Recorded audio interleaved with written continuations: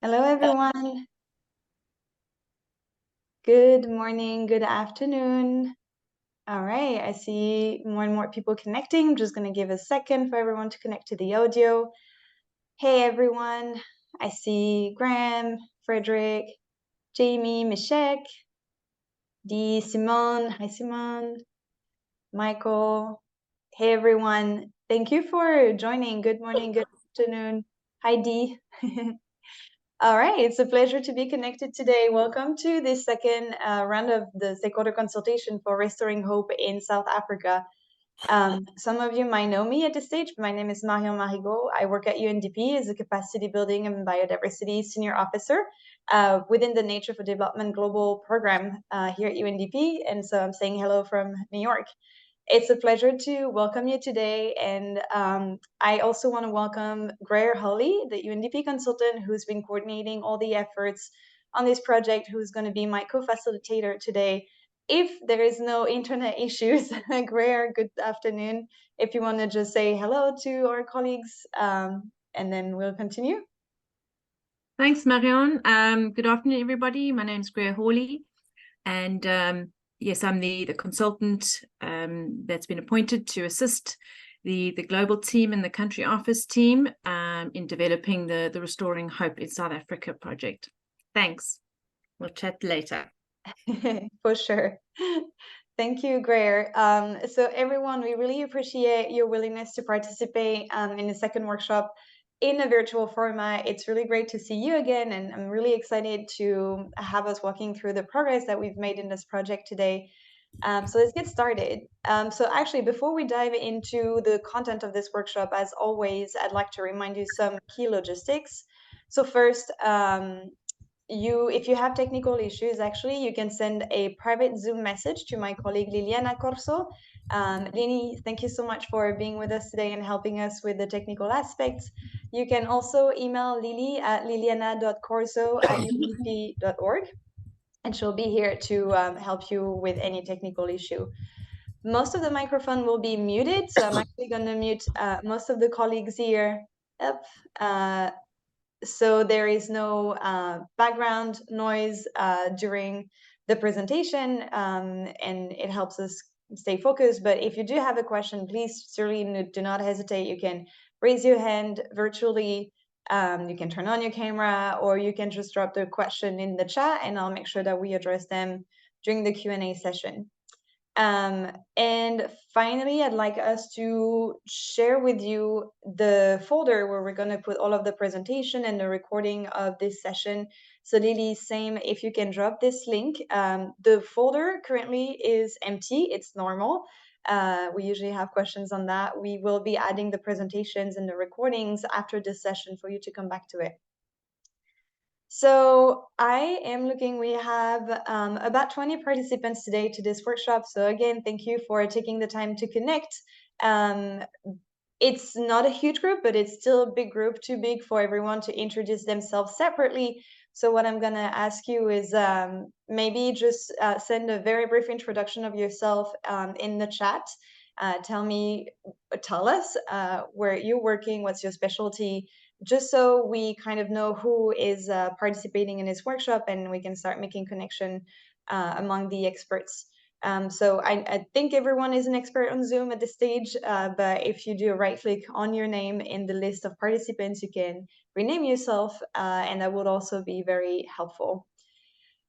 So since the beginning of the project earlier this year, we've been working on launching and updating this project and preparing the consultation with our colleagues within UNDP country office in South Africa. Thank you so much to them for the support. And before we get into the agenda of this consultation, I will kindly ask everyone who can to turn on their video so I can take a screenshot and do this group picture that I would prefer to do in person, but at least it will be nice to have everyone. So I see Graham, Mishek, Greer, Wataru, Lily, Jamie. If anyone else would like to turn on their camera, I'm just giving a second and then I will take a screenshot. All right, please smile. 1, 2, 3. Thank you so much. Oh, I see Colleen. There you go. Thank you so much. All right. To officially begin the workshop, I'm actually going to turn to my colleague, Frederick Shikwani, and he's the project lead Nature, Climate, and Energy at UNDP South Africa. Frederick, thank you so much for connecting today. Thank you for bringing the support of UNDP in this project, and you have the floor.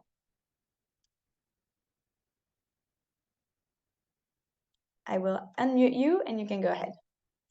Okay, thank you so much, Chair. Yeah, as you introduced me, yeah, I'm Frederick Shikweni. Yeah, and it is a true delight to virtually connect with all of you, and greetings from the South African Country Office. I'm Frederick Shikweni, also responsible for monitoring and evaluation as a monitoring and evaluation specialist, and I'm the current interim project lead for nature, climate, and energy portfolio in the country office.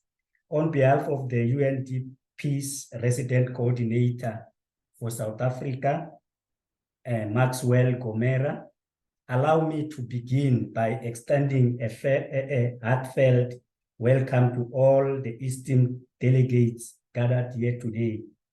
UNDP sincerely appreciate your presence at the second national consultation for the Restoring Hope project in South Africa. It brings us a great joy to host distinguished guests from national government, provincial government, universities, NGOs, and the private sector.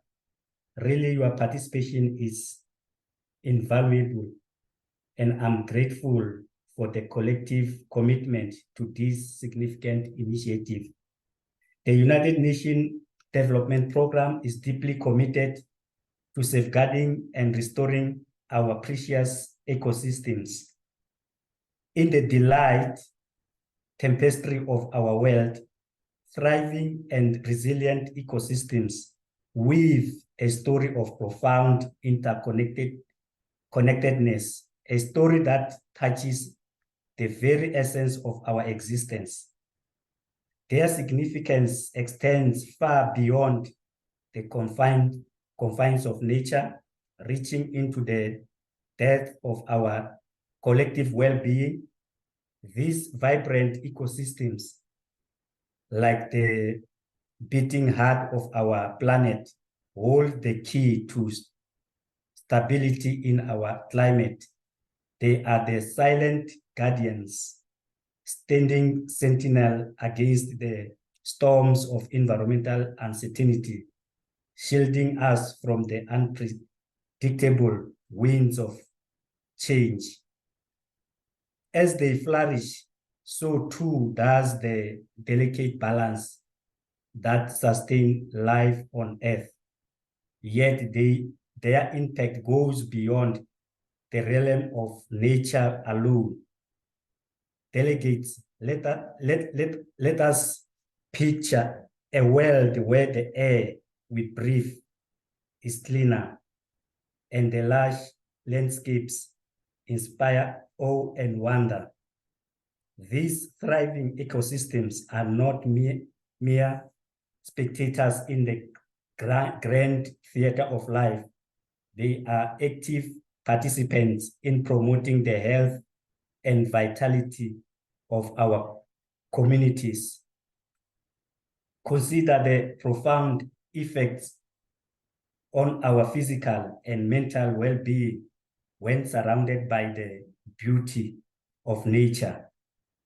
The healing embrace of pristine environment is the balm for the soul, a remedy that resonates with the very core of our humanity. These natural wonders are not just repository of biodiversity. They are the custodians of culture and economic prosperity.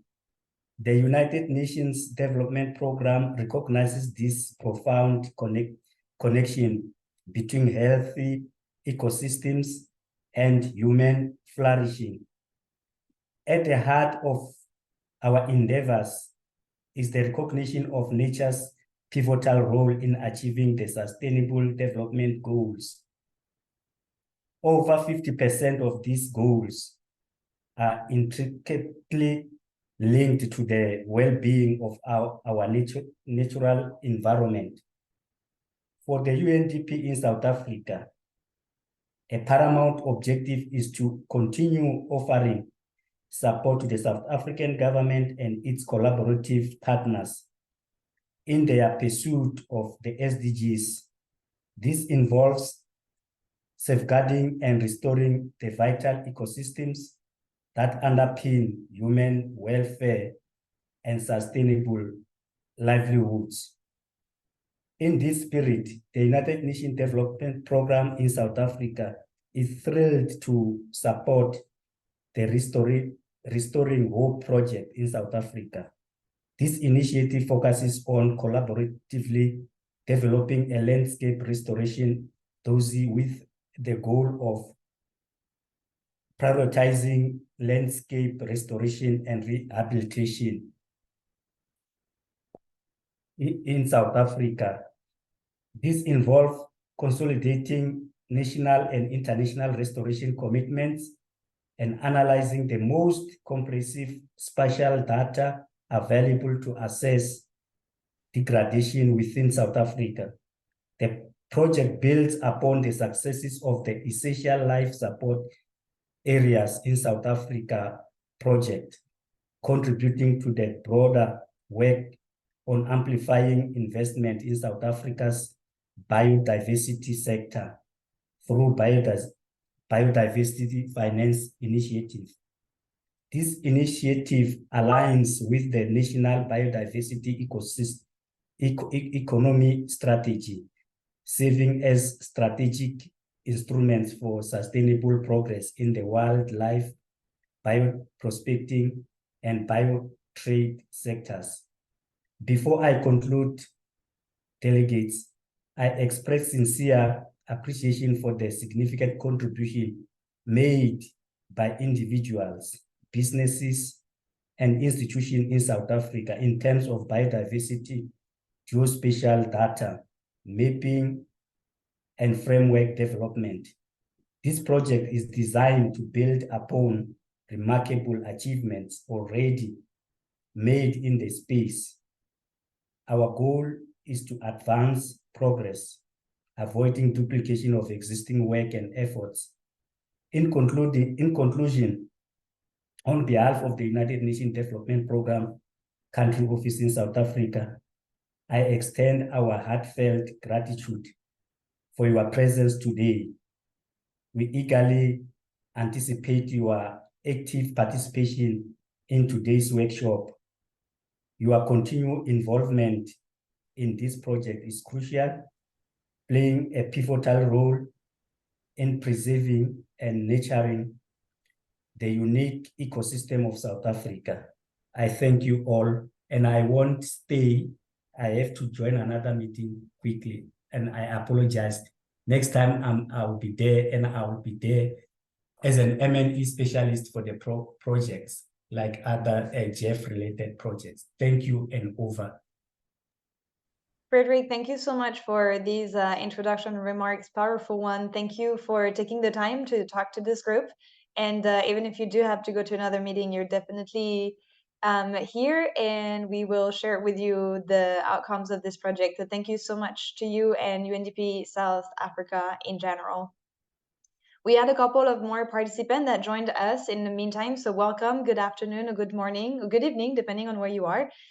Please introduce yourselves in the chat so we know who is with us today. And we are just going to start and focus now on the objective and the logistics of the consultation. So we can put back up the presentation, super. So again, we are having this second consultation following a first successful wave of stakeholder consultation with South Africa, but also with the other 4 pilot countries under this project. And now we're undertaking more consultation to finalize the work around the project Restoring Hope in South Africa today. and we want to ensure that the results of the great work that you've been doing impact national policies on restoration. So Lily, I'm going to ask you to please drop the link to the final agenda of this consultation in the chat, just so everyone has the most recent version. And as a reminder, you can see the objective of the project Restoring Hope in South Africa on the screen. We want to identify and prioritize areas where policymakers can take restoration measures to meet national biodiversity and land degradation commitment. This project also aims to review the country's strategic priorities in area restoration and to determine the required global and national data sets. And we want to apply the principle of systematic conservation planning to achieve this vision with a scientific rigor. Since the workshop is in a virtual format, we're trying to keep our time together as short as possible and as engaging as possible. So feel free to jump in and use the Q&A sessions as much as you can. So the project has two important sessions to consult stakeholders in South Africa, which translated into two consultations, as you can see on the screen. The first consultation was hosted on September 12, and in case you have not seen it yet, we have a final draft version of the consultation, of the report for this first consultation. Lily, maybe you can drop the link also in the chat, and we will work in producing a workshop report for this second consultation, combine both and send you the final version. So the second consultation is hosted today, and hopefully the report that we'll put together with Greer will capture all of your contribution. So in the first consultation that happened on September 12, we focused on presenting the vision of the project as well as the first version of the restoration dossier for South Africa. And if you remember, we spent time presenting the data set that were used in the analysis, which enabled our team to create, if you remember, the degradation map and then the restoration priority map. If this is a little old in your mind, don't worry. We're going through the similar presentations today, but those presentations will have been updated based on your feedback. Because the heart of the previous consultation, if you remember, was to actually capture your feedback on the dossier in general, as well as specifically on the data sets that were used in the analysis. And together with you, we identified the gaps in the data that were used. So thank you so much to you as data provider for sharing those national data sets that were used over the past months to update the analysis. And many thanks to Greer and Dee for acting as coordinator and making sure that we could use and process this data. So in the second consultation today, we'll be able hopefully to finalize this work together on the restoration project. We will start by reviewing the second updated version of the restoration dossier. As you will see in the presentation that will follow, the new version so integrates updated maps and updated data based on the feedback from the previous consultation. We will also focus specifically on the restoration priority map that we, and specifically Oscar, has designed using the data set that have been approved and used in this analysis. And then again, we'll have an extensive session for feedback because we really want to make sure that the feedback we're collecting today enables us to finalize the dossier for you with the relevant maps.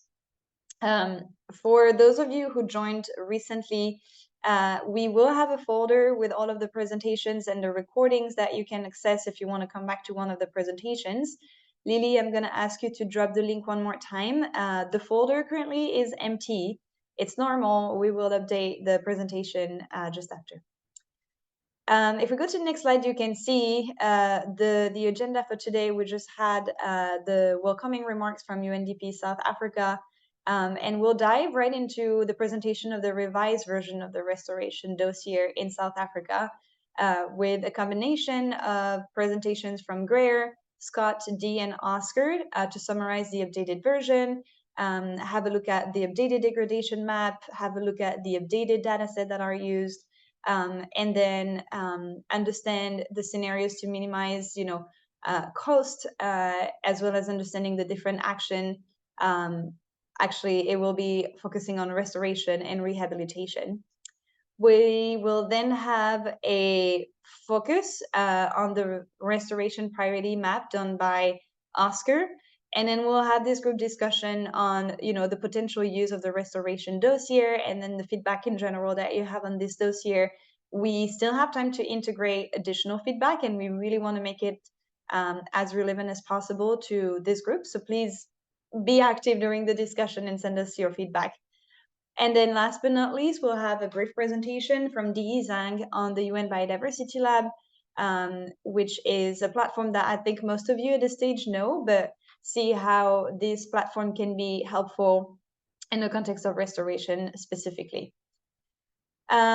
Before I turn over to our next presenter, I just want to again thank very much UNDP Country Office South Africa, who's been working closely with us since the beginning of the project, with colleagues that are not necessarily on the call today, but have been really playing key roles in the background. And then I also want to thank the Secretariat of the Convention on Biological Diversity, who has been providing funding for this project.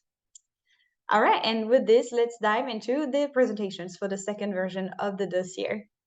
So for the next 40 minutes, we're going to focus on this second version of the dossier. I know you have not received the second version yet. It's because we wanted to present it to you today first, and then you will have a period of time to be able to send more specific comments. But it seemed to us important to have a session and present you with the changes before we throw to you this big document. So we have created a version where comments are allowed, and I think Lily is going to drop the link in the chat. Please keep that link, and then once you have learned more about the updated version, you can go back to these online documents and add comments throughout the document, and we can collect more specific feedback. This version is specifically for collecting the feedback from all of our participants, or as many as we can, so do not be shy. Again, the second version, we'll call it the second version. The first one was introduced a couple of months ago. We used your feedback to update the data sets, to update the maps inside the report, and we want to today take the time to update you on what has changed. So with this, I think I'm going to turn over to our different presenter. Greer, we'll start with you. Greer is going to start with an overview of the updated section, and then we will have a brief presentation from Scott Atkinson on the degradation map specifically. Scott is in Australia, so is sleeping, and he sent us a recording. Then we'll turn over to Dee Zhang for an overview of the final data sets that were used in the analysis. And then we'll go to Oscar Venter, if you remember, the lead scientist of this project, to discuss the scenario that are focusing on minimizing opportunity cost and climate risk when achieving restoration activities. Oscar is on the other side of the world in British Columbia near Vancouver, so he's also sleeping, so he's also sent us a recording. Again, we'll focus specifically on the restoration priority map, and then we'll have a little section from Greer on specific restoration activities, which include restoration and rehabilitation. Again, and I insist, this is a dynamic session, so if you do have questions or comments during the presentations, please drop the question in the chat or raise your hand. This is a dynamic session, and it's not just us speaking and presenting, we really want to back and forth. So Greer, let me turn over to you then, if you want to share your screen and update us a little bit on the different updates from the dossier. Over to you.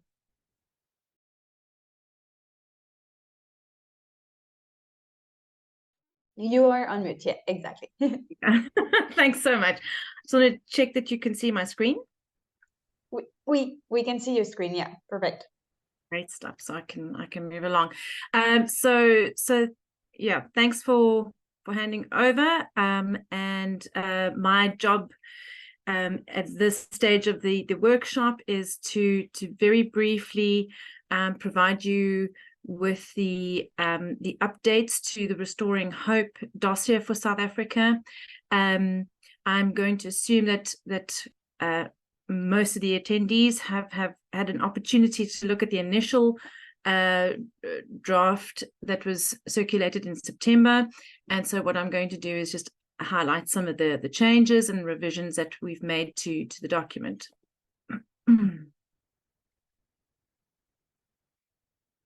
So just very briefly, the objectives of the session is to provide a brief update to the changes of the dossier. And I'm going to dive right in and just give a very brief outline of the structure of the report. So there are 3 sections to the report. The first section is an account of the national ecosystem restoration and an overview of the legislation and the policy frameworks. The second section looks at spatial aspects, into looking at mapping hope in South Africa, and this is mainly focused on where in South Africa do we find or have we mapped degradation, and what are the priority areas that could benefit from restoration activities. And these were aggregated per theme as per the ELSA project, which looked at biodiversity and ecological infrastructure, climate change, as well as human well-being. And then Oscar looked at ways that we could avoid cost, and cost in this sense referred to the opportunity cost and also the climate change risks. The spatial aspects also looked at comparing the restoration priorities that came out of this analysis versus what was produced in the ELSA process. And then last but not least, it looks at mapping those priority areas in terms of specific rehabilitation and restoration actions. Then the last section of the dossier looks, it's a new addition to the report, is implementation considerations that I'd like to maybe open for discussion later on in the workshop today.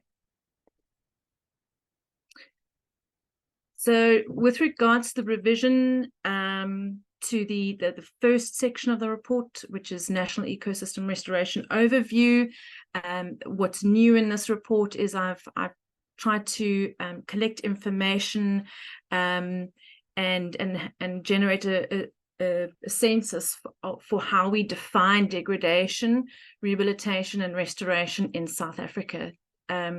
So what I've added is degradation in South Africa is classified in terms of ecological condition, which refers to the degree of modification of composition, structure, and function of an area. Restoration implies that there is a complete recovery of habitat or ecosystem to its natural state, and that this is achieved. But what we do know is in instances like Albany Thicket and Fynbos, this is not always possible.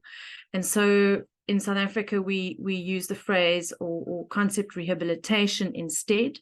And here the objective for rehabilitation intervention is focused on recovering ecosystem function, which aims to support and maintain ecosystem services, rather than restoring biodiversity and ecosystem integrity, which is what one would hope to achieve under the restoration response.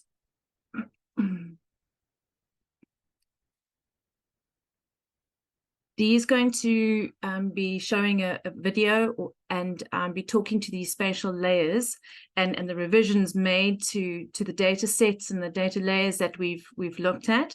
But just to recap how this is integrated into the dossier is that there are changes to the layers that were used to indicate opportunities for restoration, i.e. the layers that were used to represent degradation.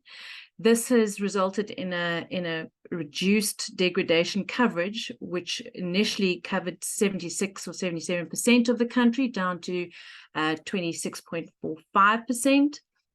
We've also updated layers and maps to reflect opportunity cost and climate change risks. These are national data sets that have been downscaled to the country. We've also rerun the restoration prioritization, and that's reduced the prioritization area that was initially 280,000 square kilometers. It's now reflecting a 97,000 square kilometer priority coverage. And then last but not least, we've looked at rehabilitation and restoration actions and applied these to the prioritization map, just to give it more context and make it more informative. But we'll be presenting on that in the next presentations. And then lastly, in the restoration dossier, I've put in some questions into this section that I would really like the stakeholder group to really engage with and provide comments and your thoughts with regards to who should and shouldn't be using the dossier, and how it could and shouldn't be used. And then I think we would also want to discuss options for rerunning analyses as and when updated information becomes available. And this is a question that was raised because there are gaps in our current spatial representation of degradation in the country, most notably the alien invasive plant survey, which is 13 years old. And so with these gaps in mind, and with new products, spatial products that come online, can we relook at our prioritization with more accurate lenses? Then last but not least, a glaring gap is the lack of a central coordinator or data custodian in terms of collecting and storing and filtering through information regarding past, current, and future planning for restoration, as well as implementation. So I think that ends my very brief overview of some of the updates in the dossier that you will find in the link that was put in the chat. Thank you. Thanks, Greer. Awesome. It's very helpful to know about the update in this dossier. So if you do have any question on Greer's presentation, feel free to drop them in the chat. I want us to keep moving with the presentation and updates in the dossier. And so for that, I'm going to turn over to the recording from Scott Atkinson. Scott is one of our spatial experts, and he is the one who worked specifically on the degradation map. So Lily, maybe we can play Scott's presentation and see if there's any questions after that. Thank you.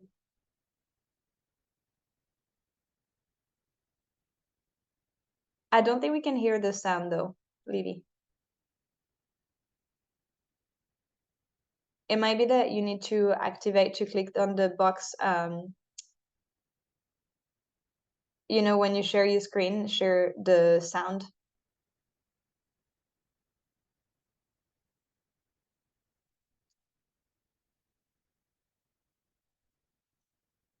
Thank you.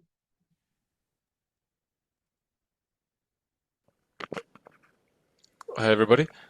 For those of you who've joined in the ELSA process, you'd be a little bit familiar with the idea of how we define zones for particular actions. And in the previous iteration, the first instance of the meeting that we've had here talking about restoration, we went through the process of how we were using global data sets and globally consistent methods to define that restoration zone in South Africa. So in the second iteration of this, we've gone back and we've taken into account a lot of the national feedback and data layers that were suggested as replacements for global data sets, and have completely revisited the mapping of degradation in the country and how we've defined the restoration zone in South Africa.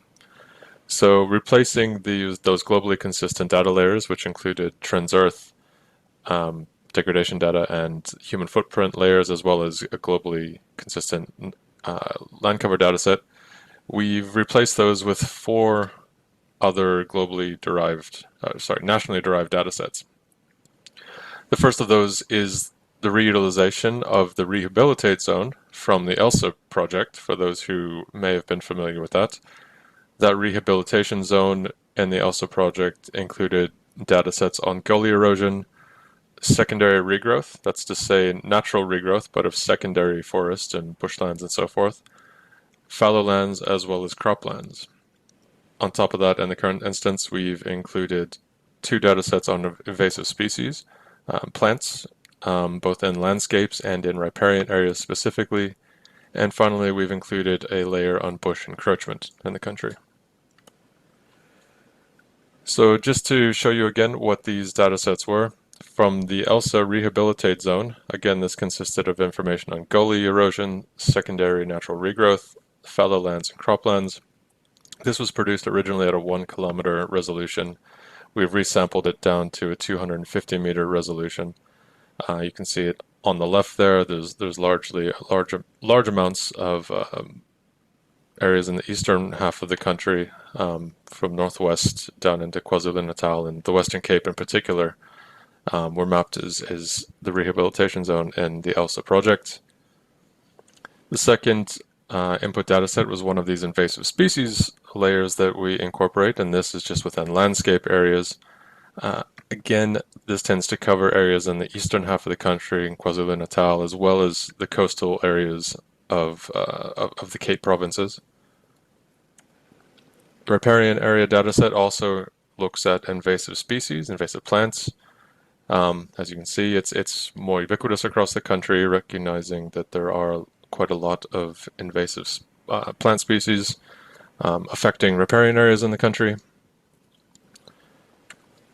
And finally, we have a bush encroachment layer. This was a nationally produced dataset, originally at 120 meter resolution, that we have resampled to 250 meter resolution. It's quite pixelated, as you can see on the map. It's very hard to see close in on things at the zoomed out national scale, but you can see primarily most of the bush encroachment is occurring again in the eastern half of the country, in the northern Limpopo province, and as well in KwaZulu-Natal. The western parts of the Western Cape provinces are typically a little bit less impacted by bush encroachment.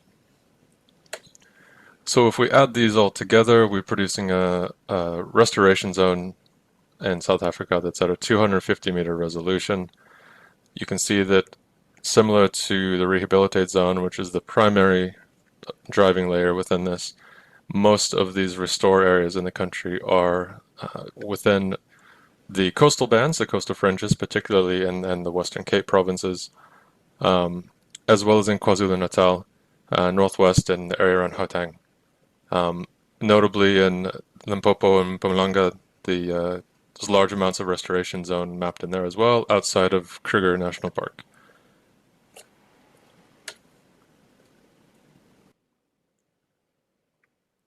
All right, so that was a pretty short and sweet overview of how we've mapped degradation and refined the restoration zone in South Africa. Hopefully there's some good comments and questions that people will bring up right now. If you do feel like emailing me, please feel free to, at scottatkinson@undp.org. And thanks for listening, and we'll speak to you again soon. Short and sweet definition of Scott's presentation. So thank you, Scott, for taking the time for making this presentation, and in general working on updating this degradation map. So there has been a couple of comments in the chat. In the meantime, Ian, thank you so much for informing us about the mapping of IAPs. As Greer was saying, if you do have any data set that could be integrated in this restoration project, we would really want to have them. I'm not sure exactly what's the timeline for producing them, but it will be super helpful. And then Graham, you were asking if the details of the dataset will be used, the datasets used, sorry, will be available in the report.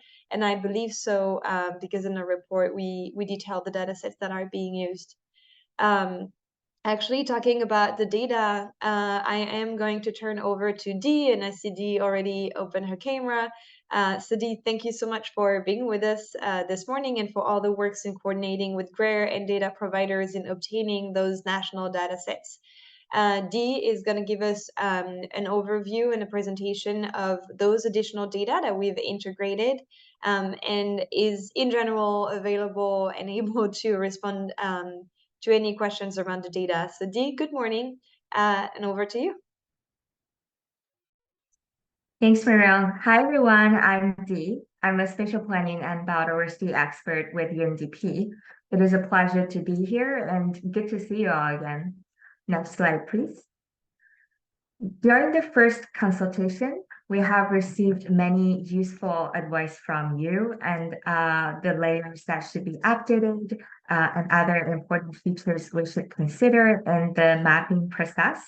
Thanks to you all, and thank you, Greer, for your incredible help to reach out and collect these data.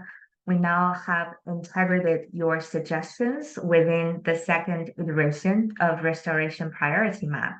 So my presentation here is to help you first review the overall data structure and data used in this prioritization process, and then with a focus on the updated layers and changes we made after the first iteration.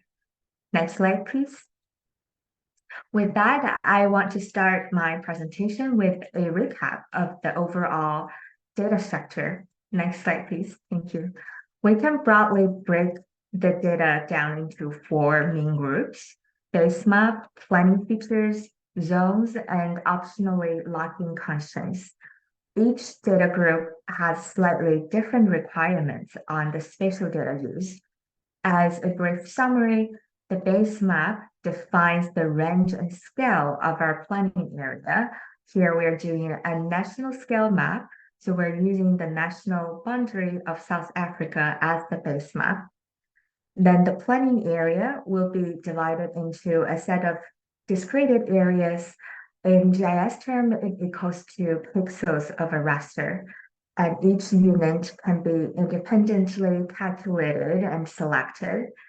And in the current iteration of the map, we use 250 meter as the resolution of the map. For those who are familiar with the ELSA process, we use the 1 kilometer in ELSA map. So this version of restoration priority is in a finer scale. The next data group and our main focus today in this presentation is the planning features. These are data layers that can spatially identify restoration needs as well as benefits. Here we are using 3 themes to cluster these different layers: biodiversity and ecological infrastructure, climate change mitigation, and human well-being.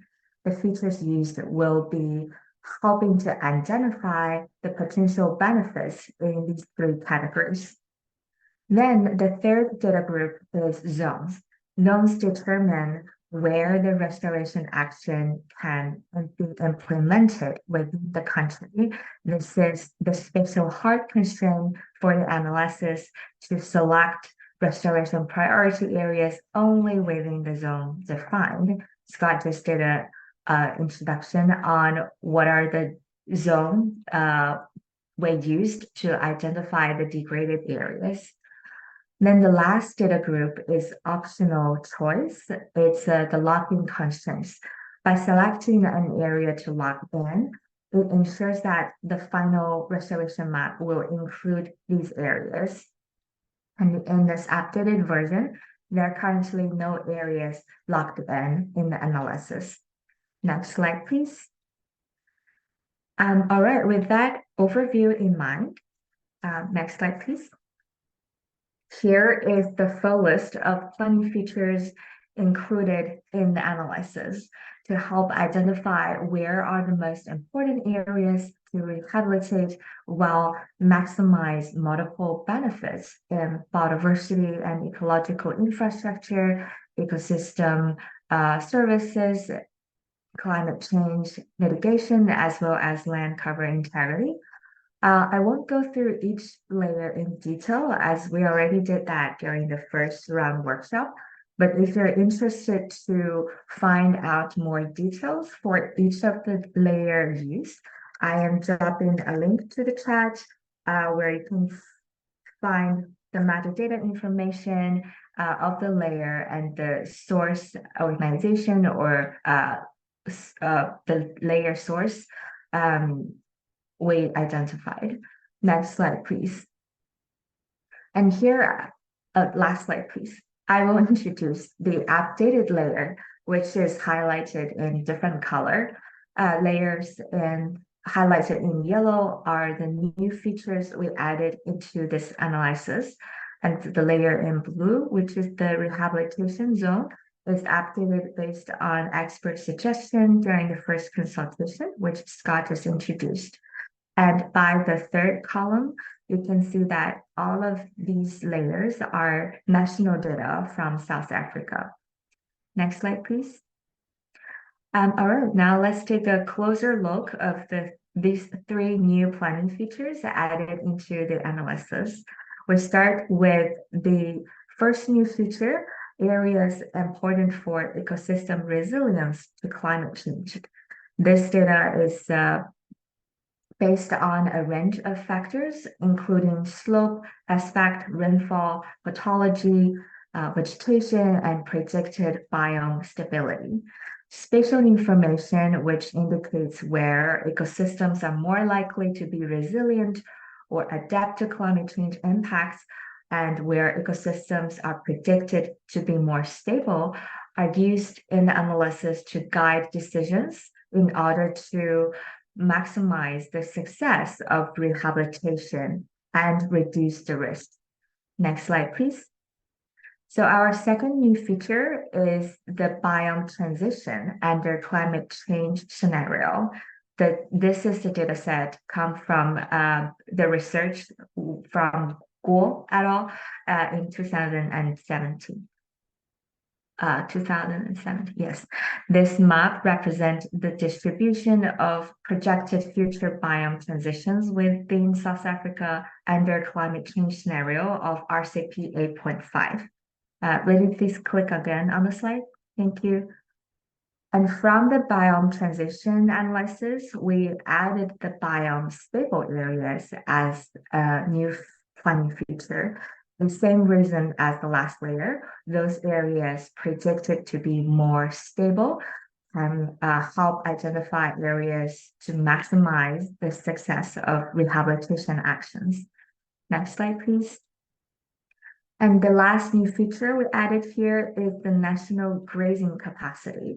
This is the updated national long-term grazing capacity map developed in line with the provisions of Regulation 10 of the Conservation of Agricultural Resources Act to enhance the protection of natural agricultural resources and improve management of wild for sustainable livestock production.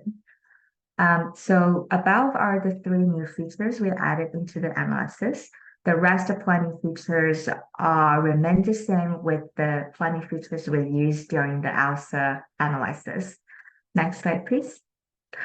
With that, I'll say thank you and happy to take any questions. Thanks, Dee. That was very comprehensive, and thank you for reviewing all of the updates. I don't know if there are any questions or comments from our colleagues in the call. Feel free to drop your questions in the chat, or even better, raise your hand and ask questions directly. But it looks like so far so good. Let me see. Yeah, it looks like it's okay for now, Dee. So you stay with us. I'm sure there will be more questions coming after, but maybe in the meantime, and to catch up a little bit on time because we're a little bit behind schedule, we can turn over to Oscar's presentation, focusing on minimizing opportunity cost and climate risk for achieving restoration.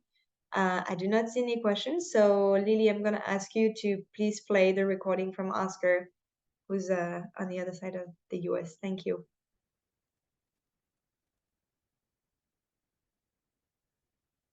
Hi, everyone. In my presentation, the primary purpose here is to show you the priority areas for restoration and rehabilitation map that we've developed. But I'm also going to take a few minutes to give you a bit of a recap as to how we undertook the prioritization to develop that map. The overall work follows these 6 steps that you're seeing on my slide here. The first being the mapping of potential habitat distributions. This is habitats that are possible without human modification to the landscape. The next step was the degradation mapping, the mapping of places that present opportunities now for restoration, which is the work that Scott Atkinson just showed you. Next major area of work was to map the potential benefits of restoration. This is many of the data sets that Di Zhang just took you through, showing all the various ecosystem service, biodiversity, and climate-related data sets that went into the work. Then the steps 4 and 5 involved incorporating elements of costs and climate into the analysis, and I'll talk a bit more about that shortly. And the result of this work is the production of the priority areas to restore and rehabilitate map, the primary output from the work. We also undertook a number of post hoc analyses to try and unpack some of the particular forms of restoration or rehabilitation that might be most suitable across habitats in South Africa. And Greer will be presenting after me to explain that work.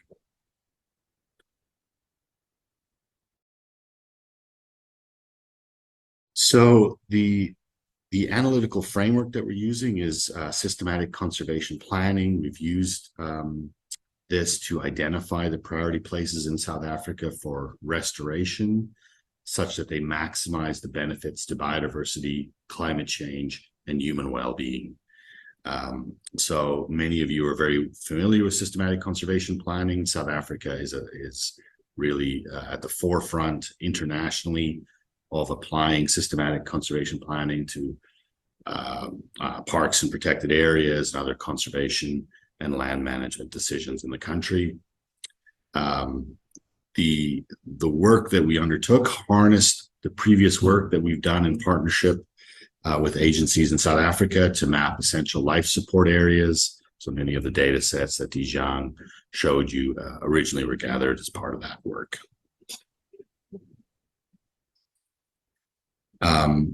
I believe that one of the most common tools for systematic conservation planning in South Africa is Marksan. In our case, we're using a slightly different package called Prioritizer. It's coded in the R language and uses a slightly different optimization technique, though operates very similar to Marksan. We are running it using an objective function that maximizes the coverage of conservation features, which is a little bit different than some of the ways systematic conservation planning is often used. The objective of them is to meet area-based targets for nature-based solutions. So this means that you're setting an area-based target, or some people might refer to this as a budget for an action. In our case, it's the restoration of or rehabilitation of ecosystems. That action is only considered in parts of the landscape where the action might be feasible. In our case here, this means places which are being mapped as degraded and therefore potentially suitable for restoration or rehabilitation. And the final main element is that the optimization selects areas that will maximize the benefits for biodiversity, climate change, and human well-being. So for those multiple objectives. Those objectives are being mapped by a range of data sets that Di Zhang showed you. I'm just showing you here kind of summary heat maps that show the overlay in the left panel of all the different proxies for biodiversity in South Africa used in the study. In the center, proxies for climate change, and the right panel, proxies for ecosystem services that support human well-being. So the optimization is trying to maximize across all 3 of these various heat maps and really the underlying individual planning features. So this is the priority areas to restore or rehabilitate map.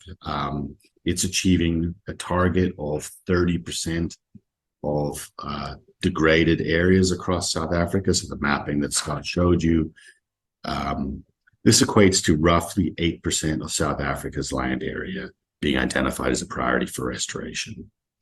So I'm going to come back a little bit later after a short break, and we're going to look at this map in more detail. So I'm not going to show it, not going to try and kind of unpack the map for you right now.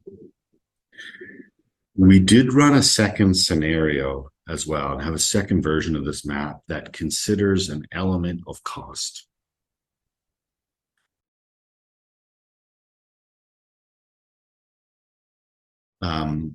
Restoration will tend to be more difficult or more costly in places of high agricultural land capability. So this is national data mapping from very low agricultural capability in red to higher agricultural capability in the greens that you're seeing primarily in the north east of this map.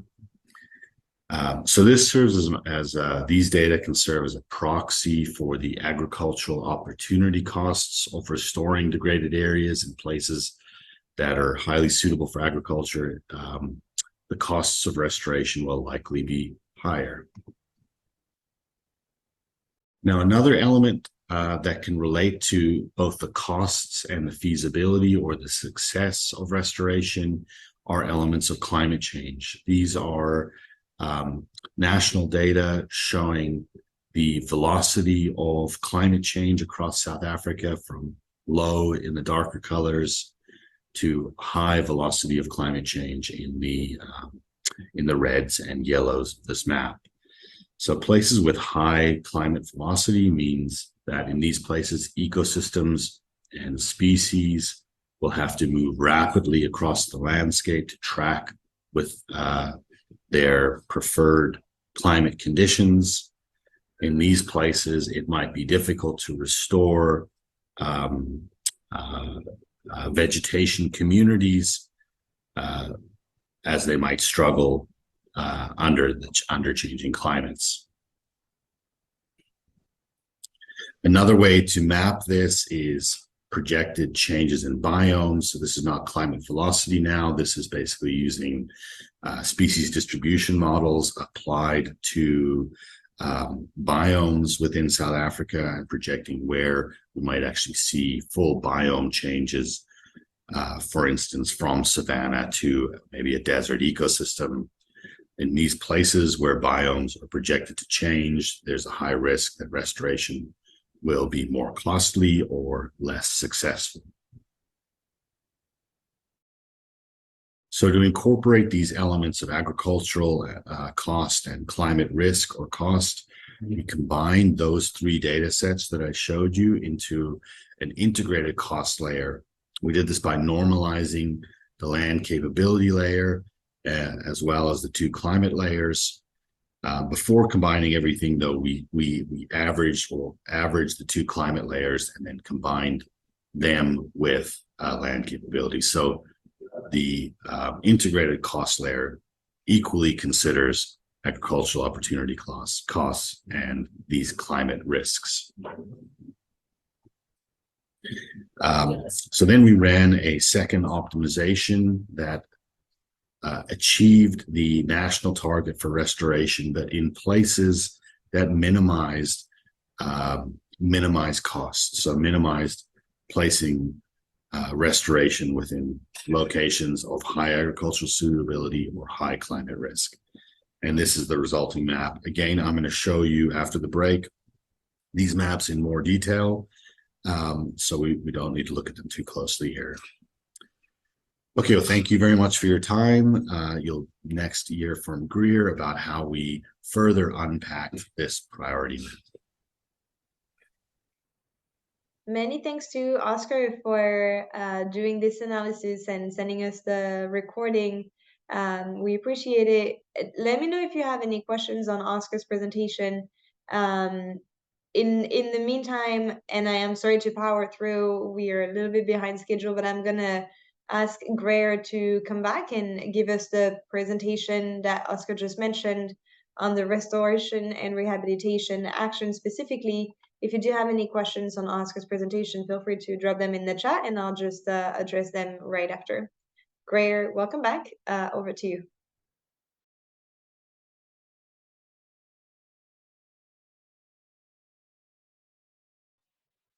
You are, there you go. yeah, there you go. Yeah. Right. My mute button won't unmute, but I've got it sorted now. Great. Yeah, I'm sharing the screen. And because we're going behind schedule, I'm just going to, I think, flick quite rapidly through these slides. And we'll stop for questions at the end. So as Scott and Oscar just showed you the restoration priority action areas that came out of the analysis, what I found is that there's very limited information in terms of what type of degradation is underpinning this map, and hence what type of rehabilitation or restoration action is needed in those specific areas.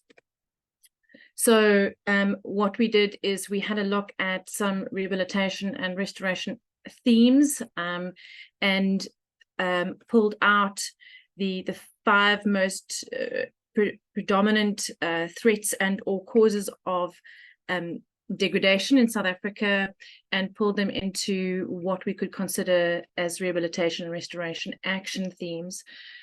So these are listed in the slide here as riparian, river and wetland rehabilitation restoration, mainly revolving around the freshwater aquatic realms. And then the second is the alien invasive species eradication, bush encroachment management, soil remediation and amelioration. And then the last category is improved sustainable practices in production landscapes. So these are areas that are currently under commercial crop or plantation cultivation, where restoration or rehabilitation isn't necessarily a land objective, but improved sustainable and sustainable practice would be an objective in these production landscapes as the 5th category. So what we did is we had a look at which spatial layers could represent the degradation that speaks to the specific rehabilitation and or restoration action. I'm not going to spend too much time, but essentially these are the layers that were used to identify and map degradation in South Africa. And the resulting map with the 5 categories is presented here, and it's a bit difficult to see the finer scale. So what I've done is I've zoomed into a couple of portions of South Africa. So here we have Mpumalanga, Northwest, and Limpopo, coming down into KZN and Gauteng in the center. And what we're seeing is the blue patches is where we could place effort or prioritize resources into aquatic rehabilitation and restoration. The orange is alien invasives, and the purple areas are production landscapes where we could aim at improving agricultural practices to more sustainable practices. This is a zoomed in map of the Eastern Cape, and you'll see the former homelands there's quite a bit of degradation here, but very interestingly there's a lighter red color which is indicating bush encroachment, and then there's a pink which you can't see on this image, which is indicating where soil erosion has taken place, and soil erosion, soil remediation could be undertaken. This is the Western Cape, indicating once again the extent of alien invasives and how it's driving where restoration and rehabilitation needs to take place in South Africa. And then lastly, the Northern Cape, really looking at very small patches of wetlands and our riparian ecological infrastructure, especially along the river networks where alien invasives have established. So thank you. I'm going to hand over now back to Marianne, and happy to take any comments and questions and any feedback on the classification of that degradation priorities map. Thanks, Greer. And I think it's important to pause here and see if there are any questions, not just on Greer's latest presentation, but also on the previous one, especially Oscar's and what he presented. So I'm just gonna give the opportunity for everyone to raise your hand or write a comment in the chat if you have any. And I will say we're a little bit behind schedule, and if everyone is okay with this, I would suggest that we power through and not necessarily have a break. I know it's the end of the day in South Africa, and I want to be respectful of that as well. Are there any questions, any comments, any addition to what you've heard so far? We're about 20 participants, just giving a couple of seconds to everyone before turning back over to Oscar to focus on the restoration priority map. All right, well, quiet group today. Okay, Graham, over to you. I'm surprised there's no feedback. Graham's... sorry. Graham, yeah. Graham, yeah. There's something I was trying to figure out while you're going through that, and there's so much information there coming so quickly, but some really interesting things there that'll take a lot of interrogation. But just one aspect I was trying to get my head around a bit is it looks in your methodology that you regard all agricultural land functioning as being one of your degraded classes. So the moment land becomes agriculture, it becomes a degraded class, which is in many ways very logical, particularly if you're looking at it from a biodiversity perspective. However, if you look at it the way it's been tackled often through sort of the UNCCD and a lot of other degradation components, often it's taken that sort of historic land conversion is regarded as a sort of status quo, and you're looking at whether that land is actually being degraded in terms of its production potential and restoration back to its agricultural potential, not its biodiversity potential, which did, I think, come up a bit in the last presentation, Greer's presentation. So just wondering, yes, conceptually, this difference of degradation, of transformation to agriculture being always seen as a degradation, or whether one would see restoration in agriculture without it going back to its natural state, and of course has huge implications on, for instance, your biodiversity planning around it. So just some thoughts there. Thanks, Graham. Greer, I don't know if you want to jump on this and respond. I see you. Yes. Yeah, Graham, thanks so much for that input. And absolutely, it's I suppose an interesting thing to grapple with. I think maybe what would help is if we go back to our definitions of ecological condition and degradation, and you know, when we go back to those definitions, it's the degree of modification from a natural state. But I hear what you're saying, and I completely agree.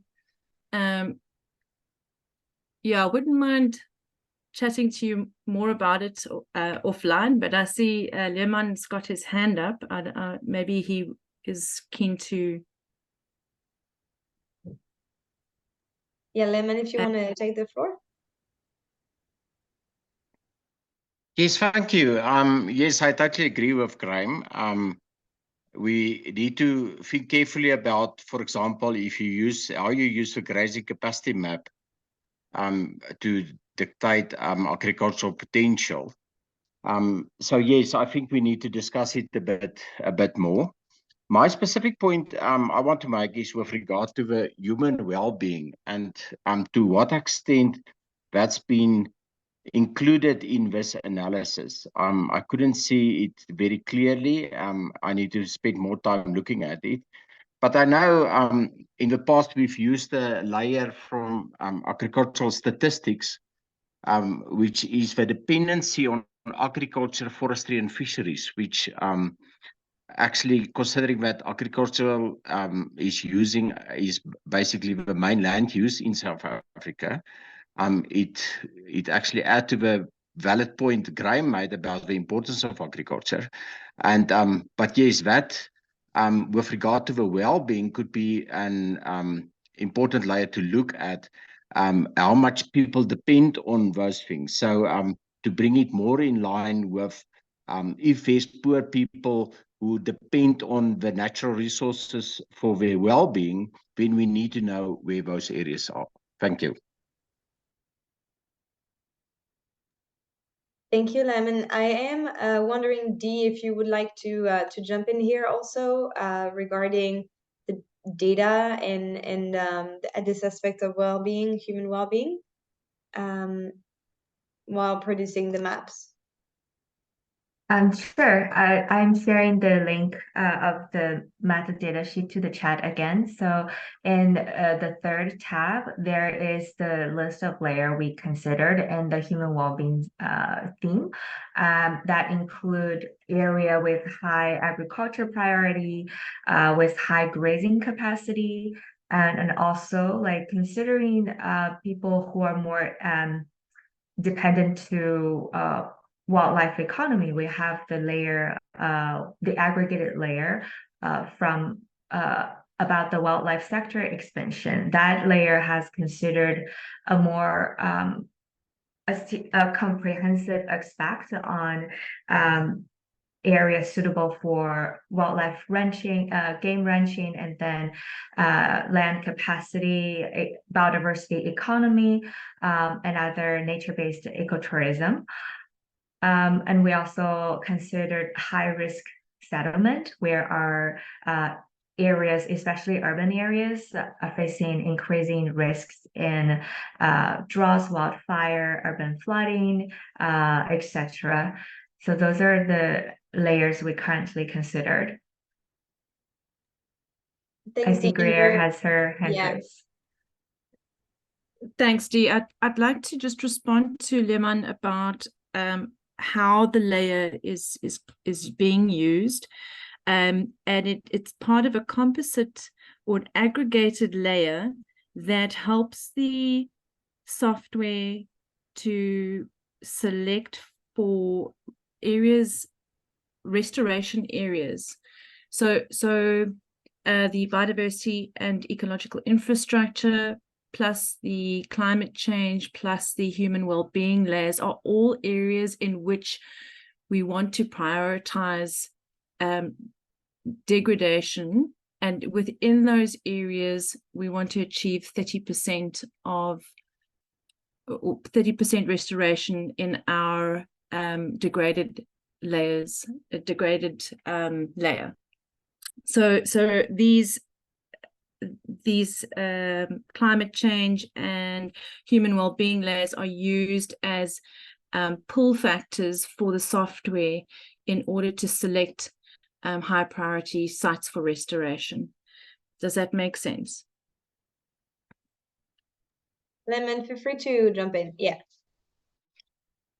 Yes, it makes sense, but it's difficult because you look from it from only one perspective. So, for example, the wildlife economy, we use it, but what about options for expansion in conservation agriculture, where you include, for example, cover crops, and you can expand on livestock, where you include hemp, for example, in the carbon industry, all those things. So now we focus only on the wildlife sector because that's available. So to me, that is, it's given a one-sided story. Over to you. And I think, Graham, you want to add something too. In a sense, yes. And that's around the sort of political will to do restoration work in different areas. So, for instance, we've seen with the Green Climate Fund projects, the government wants those to be implemented in the areas of the old homeland, the areas where there's communal land tenure, where there's some of our worst poverty aspects. So, from a sort of political pool perspective, there's a lot of pressure to have restoration taking place in specific areas in the country. And I just wonder if there's some way of capturing that into this as well, or even if it's important to capture that or not.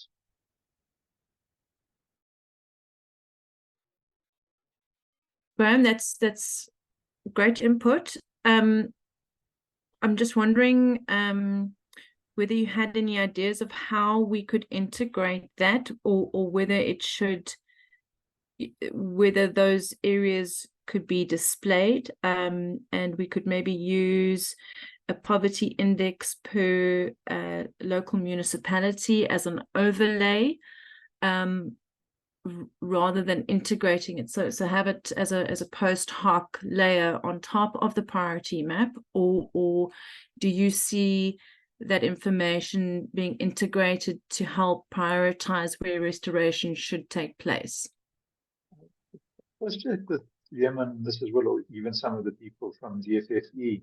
But one of the easy ways is to simply have a priority on the areas of communal tenure.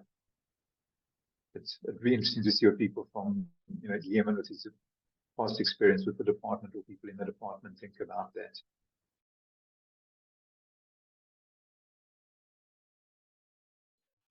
I think that can be a discussion that we might not be able to solve right now. So, Greer, I know we're taking notes on the feedback that we're obtaining.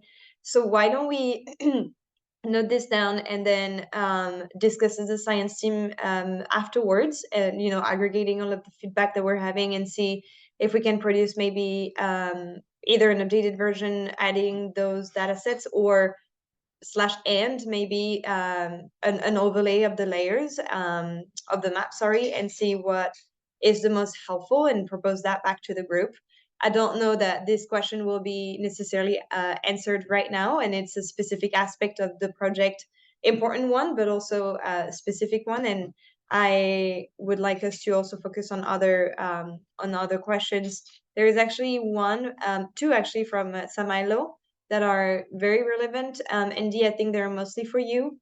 The first question is on the scale of the data set that are used in scaling down from 1 kilometer to 250. Why did the original data set from the ELSA be used instead of the secondary raster? And then that brings us to another question, actually very relevant to this entire project. How are people going to do the differentiation between the ELSA, protect, manage, restore, the restore part, and then the current product, and if it's going to generate some confusion? So over to you, Dee. Thanks. It's a great question. I'll start with the downscale. I think for this analysis, we're trying to replicate the analysis from ELSA to start with the original data set and to generate them to 250 meter.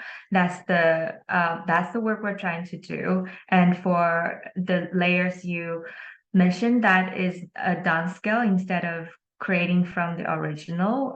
Could you help specify that to me, and we can go back to check. And for the final map, for the final version, ideally it will all be and the 250 meters analyzed it with the original input data. And for the second question, the differentiation of ALSA and the current product. There is a section in the dossier report we'll be share with you later on the comparison of the ALSA project and the restoration project. So for some differences, starting from the area target, in ALSA South Africa, the restore action, the area target is based on the national LDN target, the land degradation neutrality targets, which is 7.5%. And here in the restoration project, we are using target 2 from the Montreal GBF. That is the 30% of degraded areas. That gives us about 7.9% of the national land. The target are close, but however, they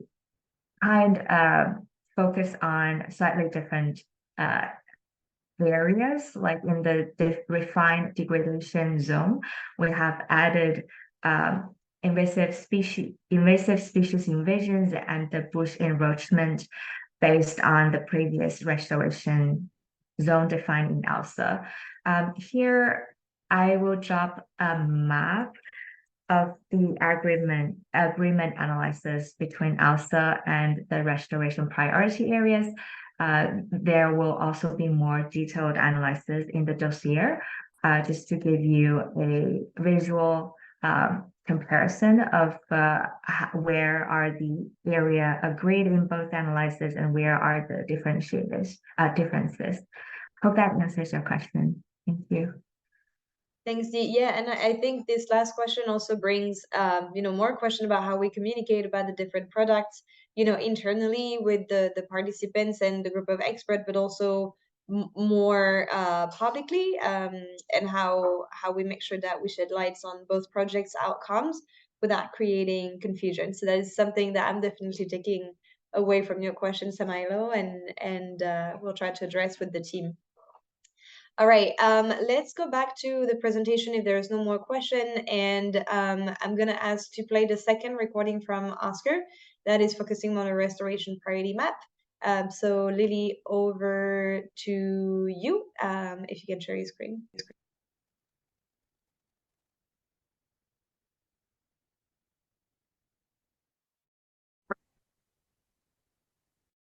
Hi, everybody. I hope you had an enjoyable break. Maybe got a coffee or a tea.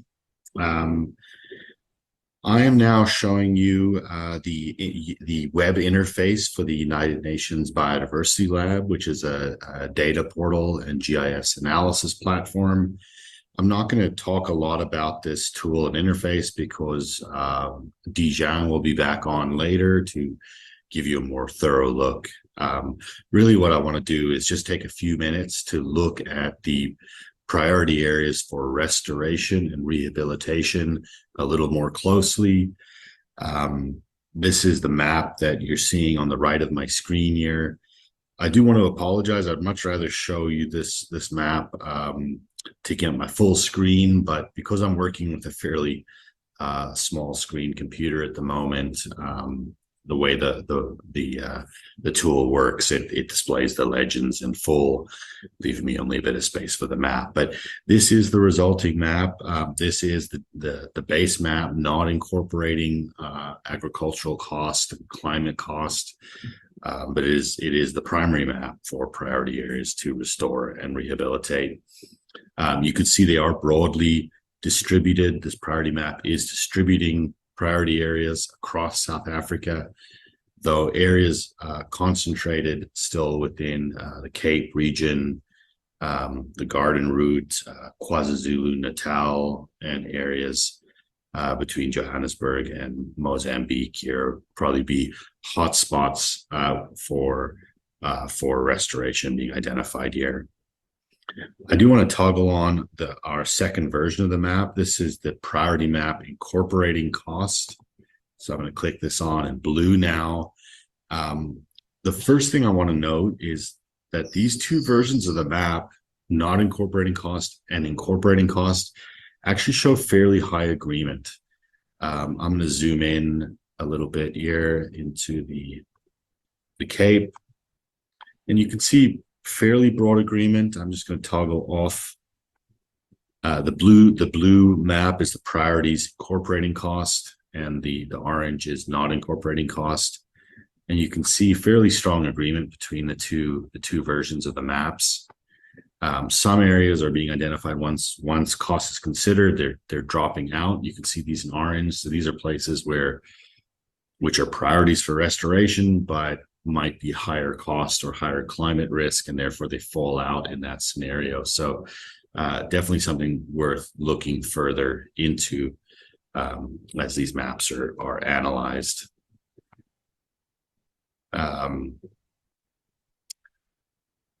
I do want to point out what I think is driving this high level of agreement. Here, I'm going to toggle on. This is the heat map of integrated or aggregated benefits from restorations. These are the combined benefits to biodiversity, climate change, and human well-being from restoration or rehabilitation. And you can see fairly strong hotspots of co-occurrence of all these various planning features. And this is really what's driving the priority map.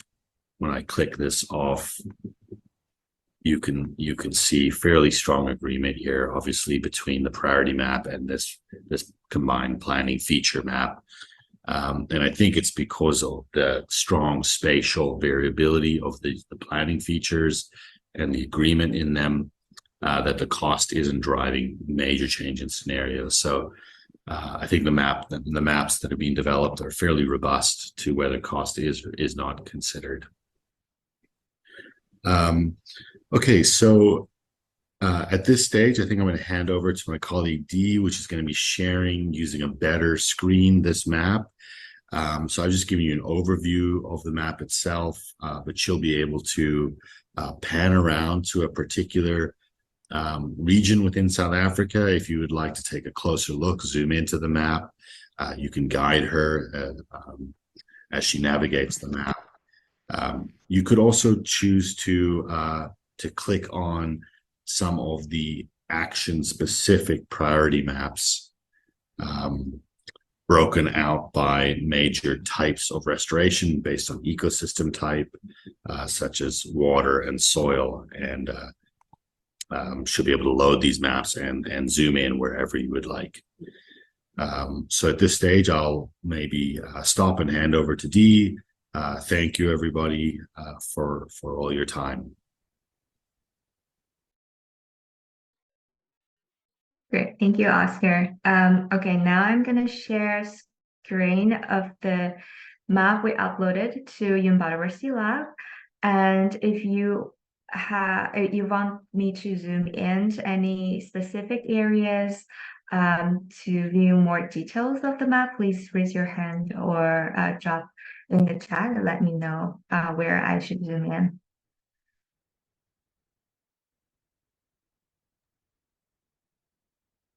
Thanks, Dee. Again, if there is a region of specific interest that you would like to zoom in, Dee is having the live map. So we can just zoom in, zoom out, move the map around. So to our participants, if you have any question or any area of interest, feel free to let Dee know. Greer, I don't know if there is one that you would like to look at in particular also.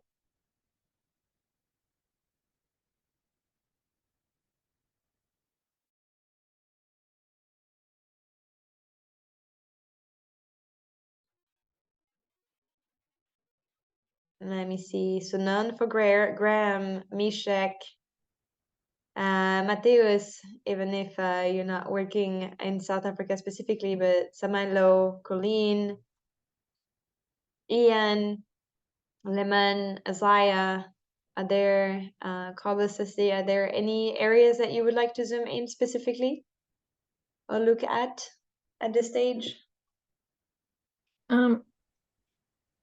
Marion, is Dee able to turn on the post hoc layers so that we get a sense of what sort of restoration is being flagged in these priority areas? I think I would like to go into the former homelands in the Eastern Cape, specifically to see what is, what is being flagged for soil restoration, and which areas need to improve sustainable agricultural practices. Yeah, so Dee, if you go eastwards to the Eastern Cape.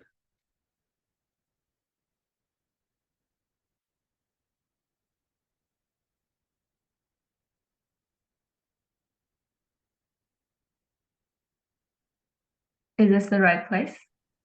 Yes, just south of Lesotho, in that area. So are those, is the yellow there the production landscape? So that's commercial cultivation, agriculture. And what is the dark brown? Dark brown is for soil rehabilitation. Okay. So I'm just trying to, in this particular case, there is both subsistence cultivation and agriculture, as well as commercial, which includes plantations and pastures and the like. So I just want to have a look at ways of integrating what Leman and Graham are saying about dependency of poorer communities on agriculture, and how we can integrate that into our thinking in these areas.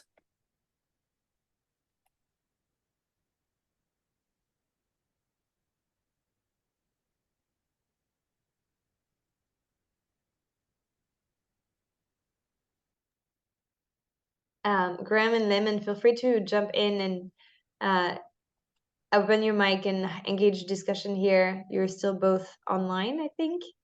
So feel free to take the floor. Dee, of course, you're invited to contribute as well. Sorry, I also want to jump in, Dee. Have these layers been overlaid with the prioritization in such a way that there may be a number of different factors or causal factors for degradation in one pixel or in one area? So couldn't Sorry, yes, these results are pixel based, and these pixels in different colors overlap with the restoration priority areas, but there are also areas like one pixel may be assigned within more than 2 categories. They could be suitable for like production landscape, but also for soil rehabilitation. So like you can see the overlap with the different color here, and let me know which category you would like to explore. I can put them in the top order to show where are the areas. Like Thanks, this Steve. part of the pixel, it's overlap with the both area identified for water rehabilitation, and then it's also defined as productive landscape. Great. So what I do find interesting is the overlap with the water features and the requirements for restoring and rehabilitating ecological infrastructure, which is aligning with the alien invasive plantation or requirement for alien invasive eradication. So that's aligning quite nicely.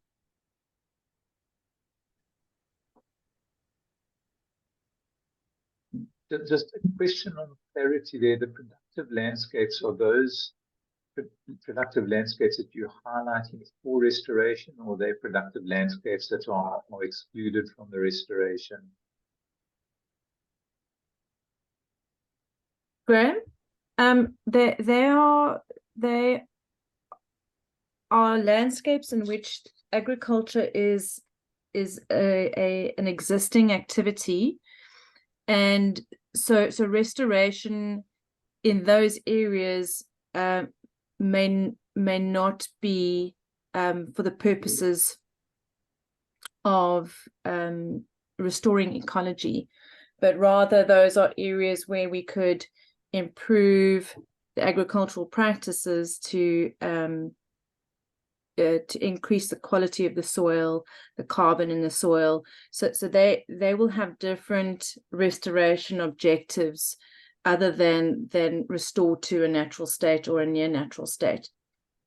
But they are highlighted as restoration areas. Am I correct? Yes, correct. No, Yeah. That Eastern Cape area, I mean, it's an area where there's huge amounts of abandoned lands, so they probably come up on some of the mapping as agriculture, and yet there's little or no agriculture taking place in them. So they aren't in many cases, but case specific, very good candidates for either restoring back to agriculture or restoring from agriculture. Probably in a number of priorities would come up as important areas. But it's just a bit difficult to see, quite which direction that restoration would be going. Be very case specific.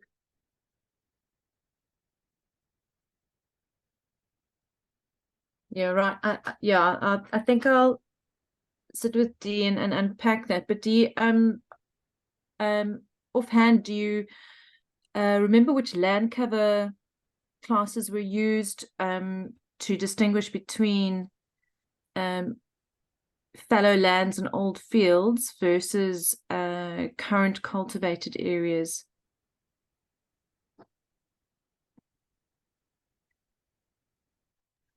Sorry, I'm muted. We're using the national land cover of the year 2020 to identify these land cover, and the layer also combined with the natural habitat layer from SANBI. So within this combined layer, we identified croplands, fallow, and the categories we used in the analysis. Here is a summary of the different layers used for these post hoc analysis categories. So yeah, the secondary natural area, a rodent, fallow, cropland, all come from this combined layer of land cover 2020 and the natural habitat.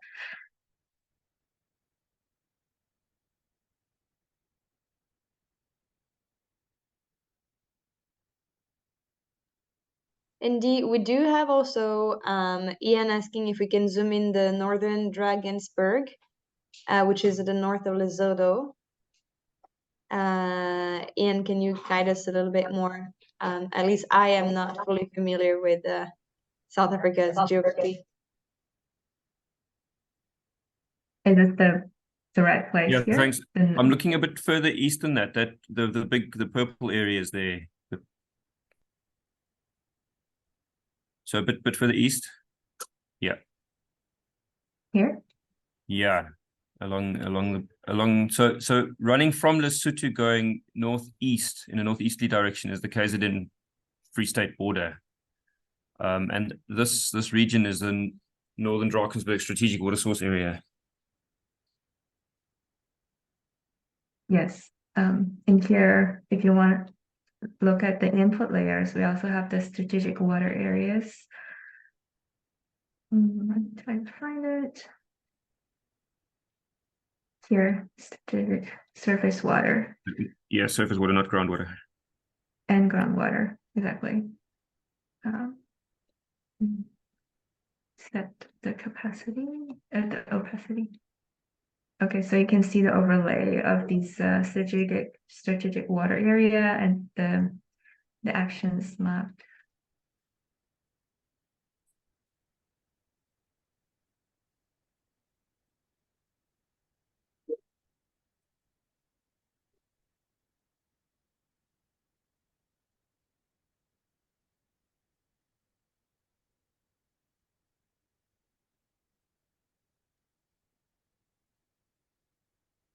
So I might have missed it, but what do the blue areas mean? The dark blue areas, the post hoc. The blue restoration areas plan. are riparian wetland and river. So this is a combination of all the water ecosystems identified in the NBA. Greer, do you remember the full name of NBA? So these are the combination of all the water ecosystems to maintain and rehabilitate in South Africa. So those, yeah, just to follow up there, those blue areas are areas that have been selected for prioritization in the prioritization for restoration, and they intersect with PES and wet score C rivers and wetlands. So that's what they represent is important areas that require restoration and rehabilitation in aquatic ecosystems. Okay, thank you. Yes, Yeah, that's really interesting. I've loaded this water ecosystem as a base map as well, so you can see where these areas are.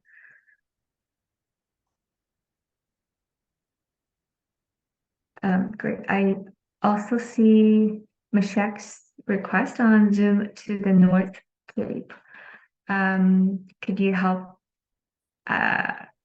lead me on where the Zoom should the map should be zoomed? So that's the far western portion of the country. Eastern portion? Western. Oh, sorry. Here? North Cape?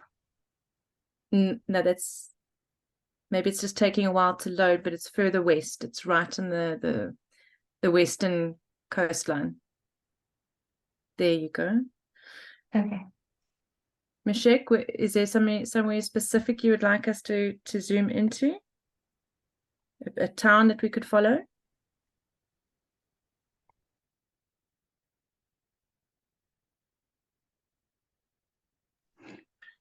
Yeah, if we can follow maybe Uppington. So that's in the north, D. Mm.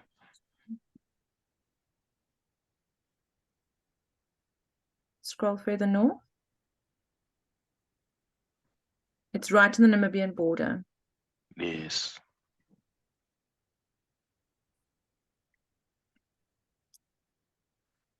So there, Meshek, we've got a couple of areas highlighted in yellow, which is the production landscape, and that's probably irrigation from the river, from the Orange River. And the blue indicates where riparian or river systems could benefit from prioritized restoration. And then the purple are areas that have been mapped as areas of alien invasive plant coverage.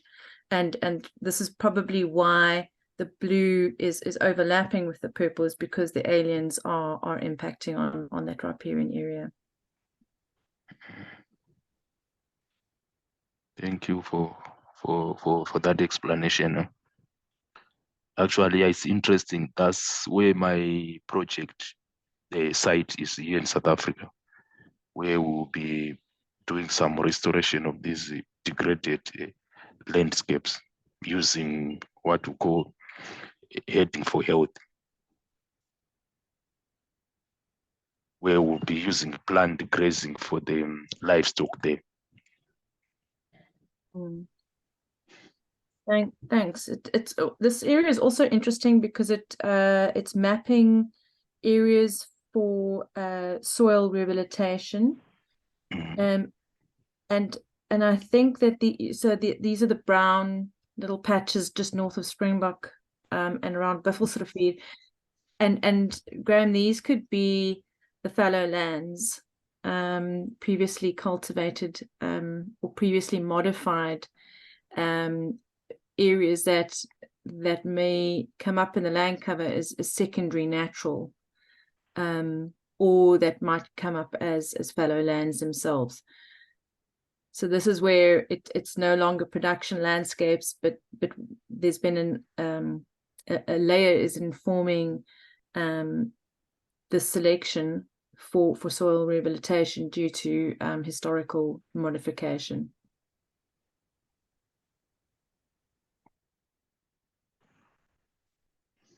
All right, I think this is actually a great bridge to the next part of the consultation that we want to focus on now for maybe the next 20 minutes, 30 minutes. Apologies, I'm a little sick here. Winter is coming here. Thank you, Dee, for showing us the map. I think it's super interesting, and it really helps to see, you know, how this concretely lends into a map of South Africa. There will be other, you know, occasions for our experts to access the maps, but for now, I would like to focus on getting your feedback overall of the restoration dossier and specifically the priority map. So I'd like to have your feedback as a group on 3 aspects. I'd like first to have your feedback on the restoration priority map, if it is useful, what is missing. We've started having some feedback from Lemon and Graham, so that's taken into account, but probably there is more. The second aspect I'd like to have feedback on, or maybe more of a discussion, is application and potential uses of this analysis and the maps in South Africa. And then the third aspect is discussing as a group which actors and stakeholders have to be involved. We're a fairly small group today of experts discussing the dossier, but if we wanted to lend this into policy and at least use the maps, you know, what actors should we be reaching out to, and with whom should we coordinate, right? So as we did in the past, we prepared a Jamboard. So I'm gonna ask Lily, I don't know if you can drop the link in the chat and maybe even share your screen. A Jamboard is very easy. I'm sure everyone has used it before, but if you click on the link that Liliana just dropped, it will take you to this page. And if you click on the little icon, nota adhesiva in Spanish, I think in English it's a sticker. In French is post-it.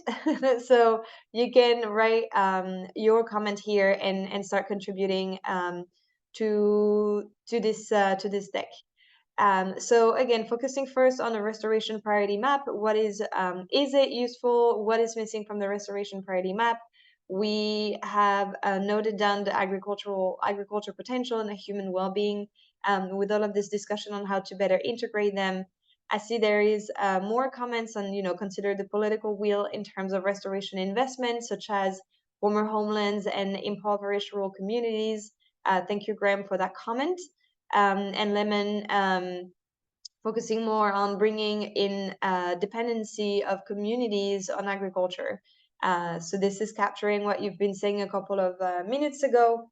Turning over to the group for either adding a sticky note directly to the deck, or open your microphone and contribute, and Greer is helping me taking notes on the Jamboard directly. So over to the group, what is useful with this restoration priority map and what is missing?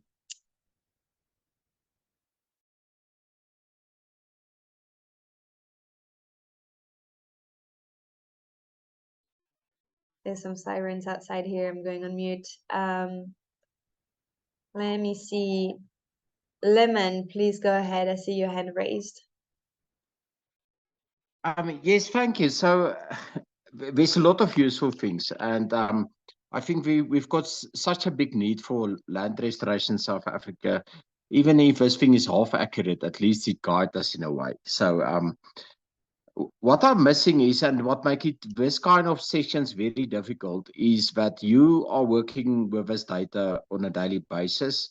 You come and present it very quickly to us, and so we need time to go through it. We need time to discuss it, maybe within smaller groups. So my question, or what is missing, is some sort of data verification. Now we can at selected sites, drive around and see what the map produces and what's the reality on the ground. So that's one way of doing it. In small groups, we can sit, many of us know each other, and just spend time, 1 or 2 hours going through these things, because you need to integrate the data, you need to think about it, you need to refer to different layers, maybe phone somebody, what do you think about this? So some sort of verification is needed from the local experts, and maybe this forum is good to get initial feedback, but we need a bit of a deeper dive. Thank you.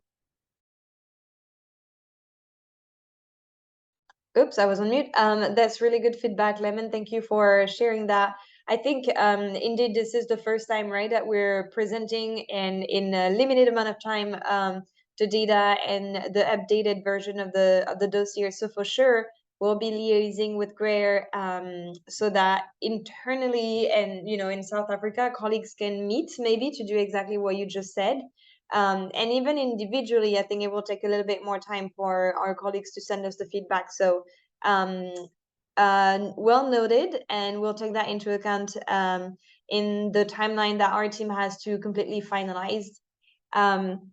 I see there's a couple more comments that came in. So I don't know who dropped this comment, but ideally we should also prioritize how ready an area is. For example, communities where their leadership issues are harder to work in. That's a very good point, and I think we could also even copy it to the slides on the stakeholders to be involved, recognizing that depending on the area and the governance and the actors involved, it might be different.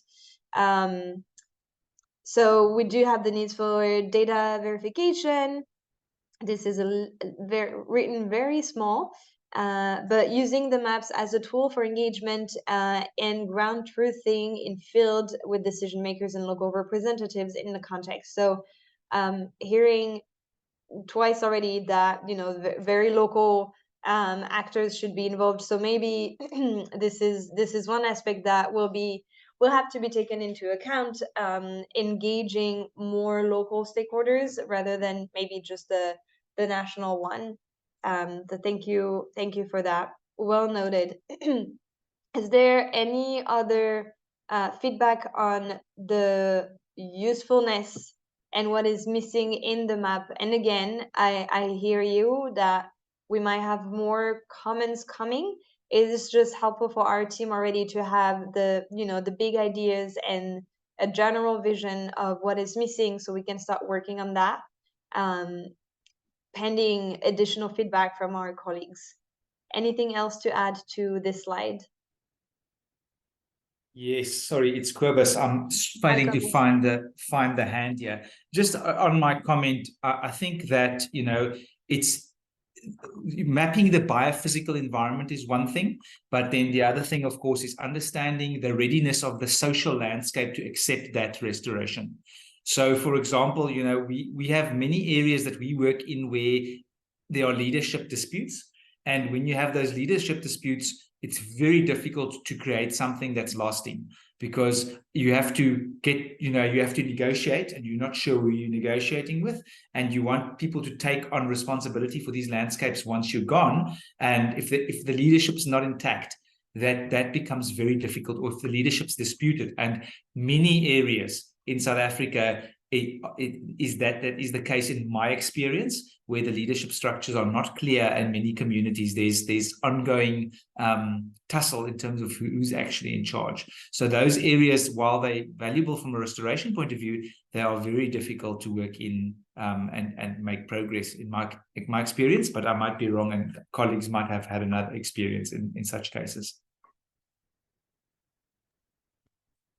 This is a feedback that we're having also in other countries that we work with, recognizing that there are challenges that come when it comes down to a specific region, with challenges and friction, let's say, on governance and leadership. So again, that's noted, and I think it will come as a question/challenge in the next phase, which is hopefully using the map and the dossier as a substantial input, right, into sub-regional or local policy, mobilizing the right actors. I'm guessing that if there is interest, we could work with UNDP, including UNDP country office, to set up, you know, more consultation, maybe specifically in a level. I'm not naive. I know it would not solve all of the issues that you're mentioning, Cobus, but having a discussion and an explanation, at least from the scientific aspect of what we've been doing, you know, in a specific region with specific stakeholders might be helpful. And if that's of interest, we could definitely play a role in that. Lemon, please go ahead. In line with that, and previous discussions about the role of agriculture, the importance of agricultural potential and all of those things, why don't we consider, and I just leave an idea with you, if this dossier need to inform policy at the end of the day, we've got line function departments who's looking very specifically at, for example, agriculture, land reform, and things like that, or environmental related issues. Why don't we have a thematic map specifically with agricultural focus and one with a more environmental biodiversity focus, rather than trying to combine everything into one map and then missing something. So let's just think about it, why, if it's possible or not, and maybe have a more directed map for agriculture and one for biodiversity, talking to the different conventions. Thank you. Thank you, Lemon. I think we can note that also down, Greer, of specific maps, thematic maps, let's say, rather than a general one. Thanks, Lemon. I am aware of the time passing, and I may kindly move us into the second tab or the second slide of this Jamboard. In terms of the use cases. So I think use case actually could be what Lemon just mentioned. I think it would be a good one maybe to note in this tab, Greer.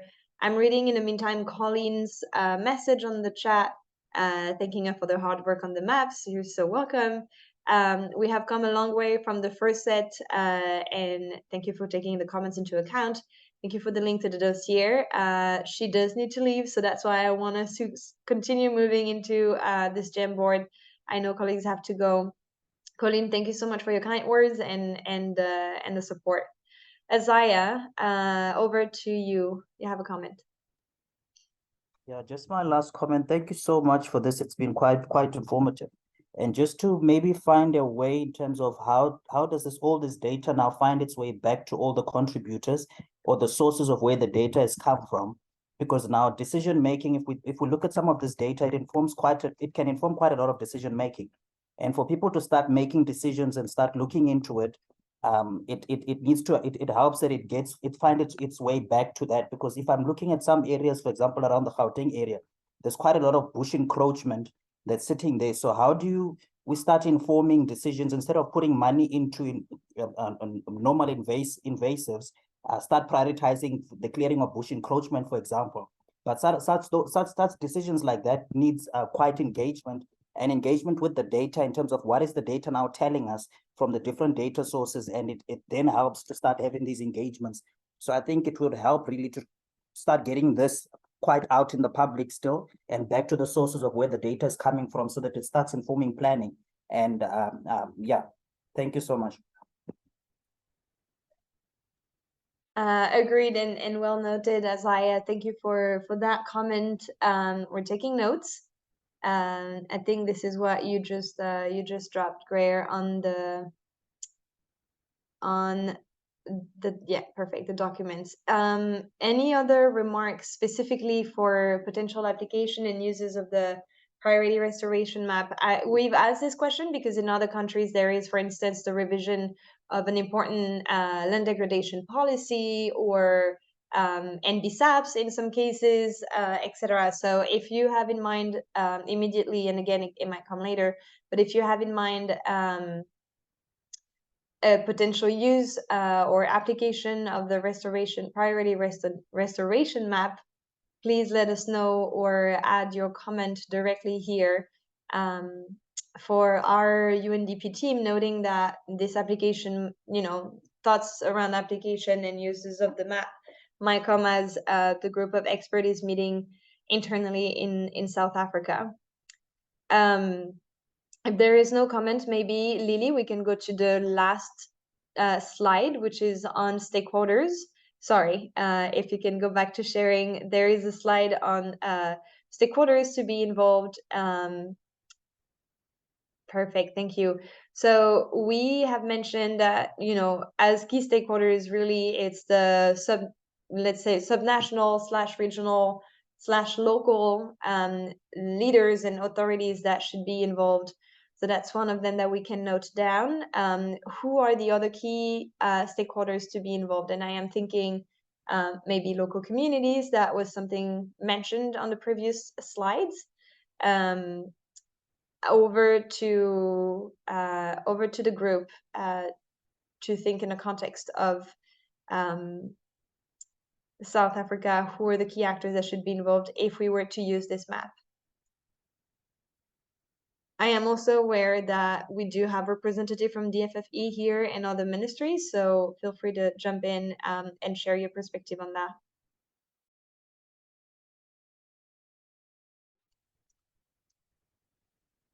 In the meantime,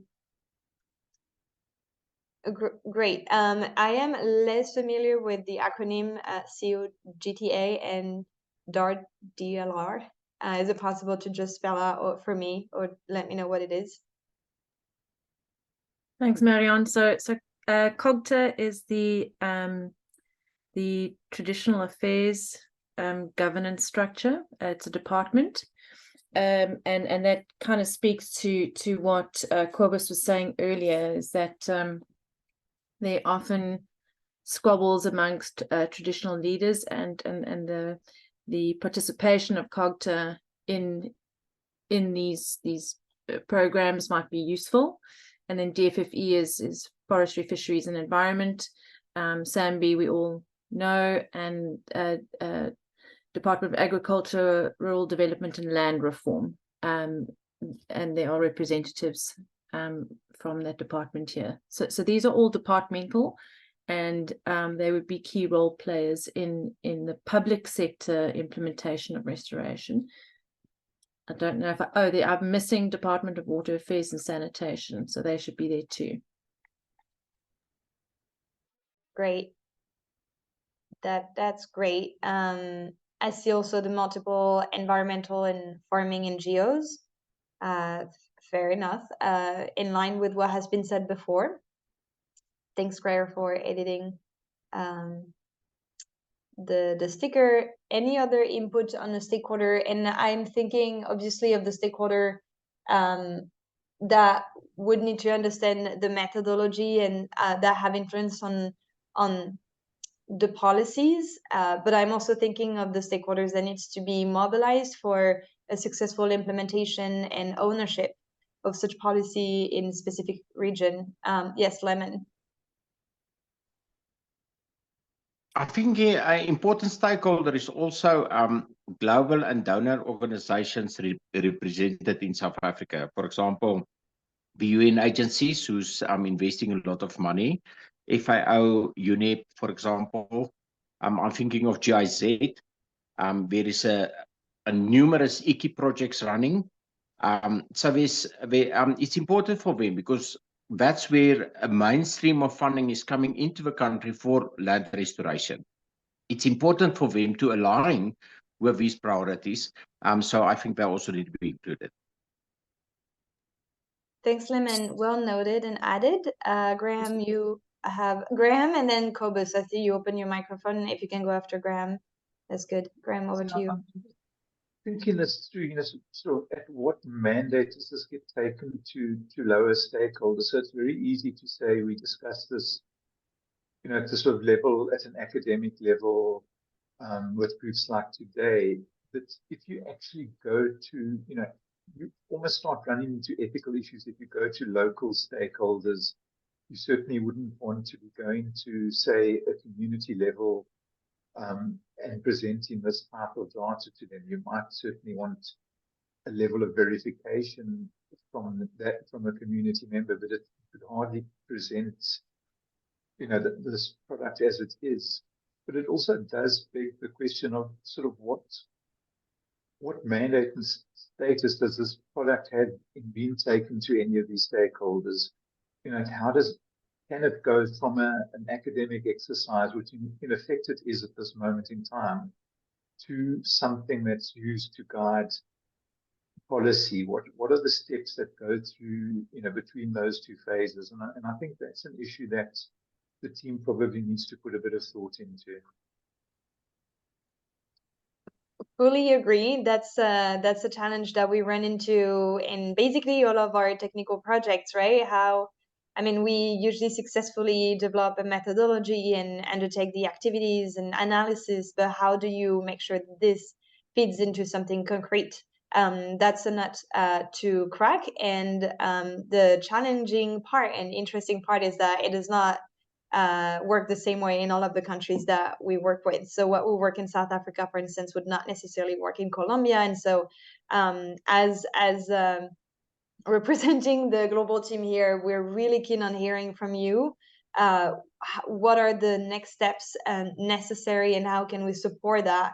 The UN and UNDP, especially the country office, has a convening role, and so we're ready to support and see how we can make concrete impact based on this, as you say, scientific and academic also methodology.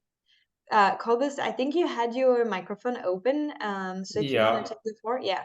Yeah, thank you. No, I just wanted to say, I think that, I was obviously making quite a vague statement, but in terms of farming and environmental NGOs, but it does differ from area to area. So if you guys can break up the areas into clusters or so, then we can help populate which NGOs are involved in which of those clusters. It's quite difficult to look at the whole country and say we are the stakeholders. I think you need to zoom down to almost like, I don't want to use the word provincial, almost like a, biome level would work for us. And then say, who are those stakeholders in that biome, in the grassland biome, in the forest or the fynbos, and then it will make it easy for us to help you identify those stakeholders.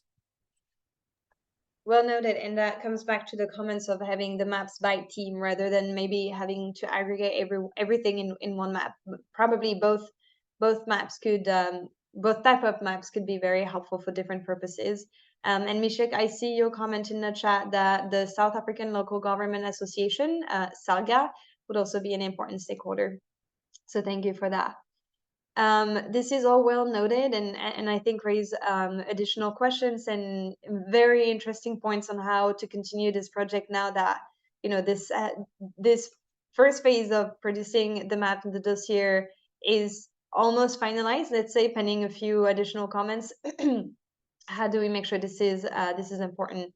So Graham is summarizing this for us in the chat, saying that in the process there's 2 stages. The first one is the process of verification, and then talking to stakeholder for use.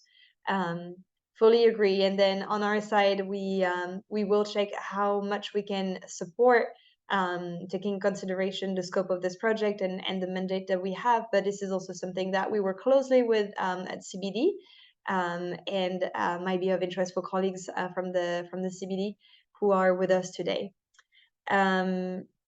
We are 15 minutes away from finalizing and finishing the second workshop, and I will leave this Jamboard open if you want to add more comments, but I would like to take maybe 5 to 10 minutes for Dee to do the last presentation, building on what she did in the presentation, the live demo of the UN Biodiversity Lab.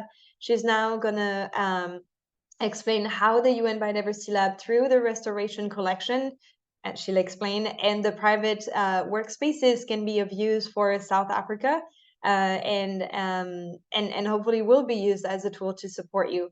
So Dee, over to you for the last but not least presentation of the workshop.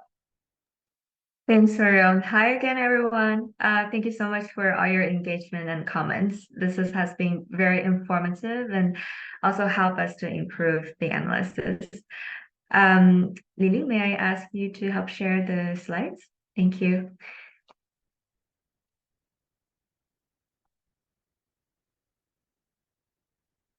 Okay, so as demonstrated in the earlier section, we are providing you an interactive map platform to view and download these spatial layers online. And that is the same platform where we're using to present the result map, which is the UN Biodiversity Lab. So next, I will briefly introduce this platform to help you get started and start to navigate these spatial layers. I haven't seen the slides on the screen yet. Lily, could you help share that? Thank you. And Lily, if you have some trouble, I can also just jump in and share that. Up, D, this is over to you. All good? Wonderful. Thank you. Next slide, please. And we will start with the basic introduction on what is UN Biodiversity Lab. This is a free open source platform with best available global data sets and analytical tools. It doesn't require GIS expertise to use. Next slide, please. The initial version of Biodiversity Lab was created 5 years ago, specifically to support parties in their commitments to the CBD, with a focus on the 6 national reports to the Convention. As we evolve, we now have developed more functionalities to support variety needs from policymakers and countries, and provide resources to access the spatial data and use them to strengthen their capacity in conserving and sustaining nature for people, climate, and the planet. Next slide, please. And UNBL has a long tradition to support parties in their commitments to the CBD. Our goal is to continue provide resource that can be adapted to national context and support countries based on their existing capacity and needs. Next slide, please. As an overview, there are 6 features and key features in UNBL. Later, we have a chance to explore many of these functions in greater detail, but I want to highlight features that could support the ecosystem restoration initiative and especially this project. Next slide, please. Starting with the global data. Currently, there are over 400 global data layers on biodiversity, carbon, and sustainable development. More than 70 of them are open access data that meet the standard of digital public goods, means that you can use them freely and also download these data on our platform or from the source website. Next slide, please. And then we offer functions to calculate dynamic metrics for each country and places. When you click on the country in the place tab, the map will zoom in to the place with a left panel of the summarized statistics based on 8 global indicators, from biodiversity intactness to carbon density, land cover, vegetation index, and tree cover changes.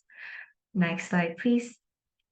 And I want to highlight the restoration data collection we recently launched in UNBL.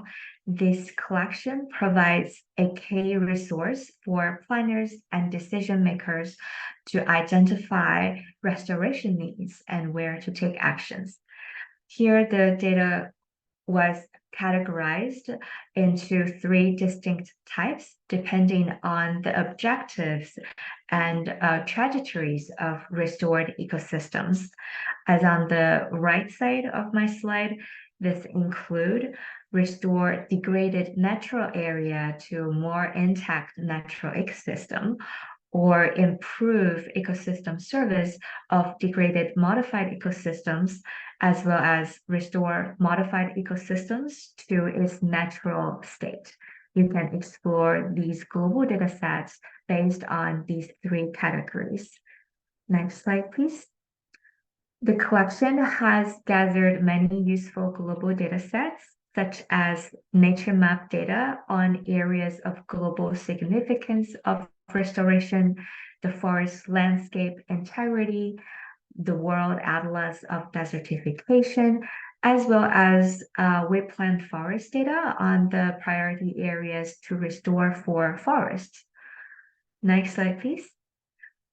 To view this data collection, you can go to the homepage of UNBL and then scroll down to find Discover section. There are 3 different data collections already, and click on the link of ecosystem restoration to load this collection and explore the data there. Next slide, please. And then for national level data we used in this project, they can be viewed and managed through secured workspace. Next slide, please. The UNBL workspace is a secured space for collaboration. Any non-commercial users can apply workspaces with us and use that for view and upload their own data, no matter national scale or regional or even local scale. You can upload your own data to the platform and view them alongside with all the global data resources on the UNBL platform. Next slide, please.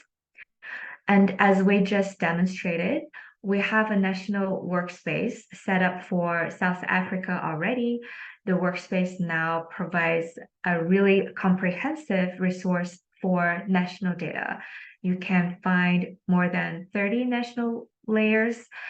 This includes all the restoration priority map coming from this project, as well as the input planning features the prioritization analysis is built on. And when select the data tag called Restoring Hope, you can expand this data list and view them all. Besides that, this workspace also have all the data resource from the ELSA project. So you can load the ELSA map to the map view and also compare them with the output from the restoration project. Besides that, this workspace also has an additional functionality that we actually build optimization tool into UNBL. This is currently based on a global standard approach as a proof of concept, but this provides all the users a advanced functionality to run and customize this optimization analysis by yourself. So you can actually generate your own ELSA map with this function in the South Africa workspace. Next slide, please. And another function, when you loaded the data you need, you can also create and style your own maps on UNBL for the use in reports, studies, or communication products. Finally, next slide, please. If you're interested to join this workspace and explore these layers interactively, I want to highlight 2 easy steps. First is to register an account with UNBL. The workspace is secured environment, so it does require a unique identifier to add members. And after you registered, please contact the workspace administrators, Carol or Brenda. Also copy me for assistance. Send us the email that you want to join this workspace, and we'll proceed them once received. Or if you simply want your own workspace, a new space for your own study or work, you can also email me for instructions. Next slide, please. With that, I hope that's helpful. Thank you, and turn it back to you, Marielle. Thank you, Dee, for that presentation. This is great. I don't know if there is any question. I see Michelle, you're asking for the presentation. Absolutely. So we do have a folder with all of the presentation. We will share that again with you in a couple of days, and you will find all of the presentations and recordings from this meeting in it. So no problem for that. Are there any questions or any final comments for Dee's presentation before I conclude the workshop? Great. So I think, Michelle, that you have some interest probably in UNBL. This is great, and we'll work with you on that to make sure you have access to it. Any final question or comments? All right, I think then it's time and on time to conclude the workshop then.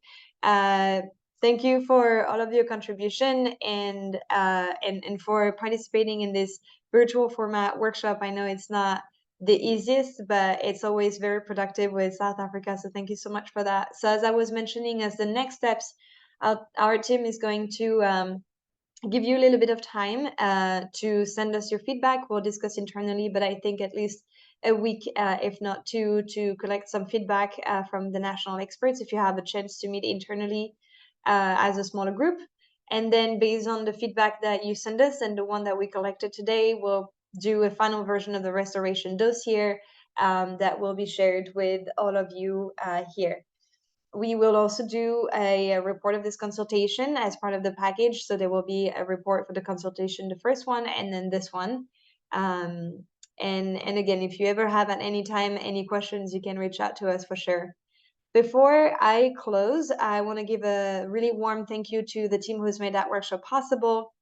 And again, thanking specifically the leadership of the UNDP country office in South Africa, with a special thanks to Dr. Ayodele Odusola, the resident representative of the country office in South Africa, for his support from the beginning for this project.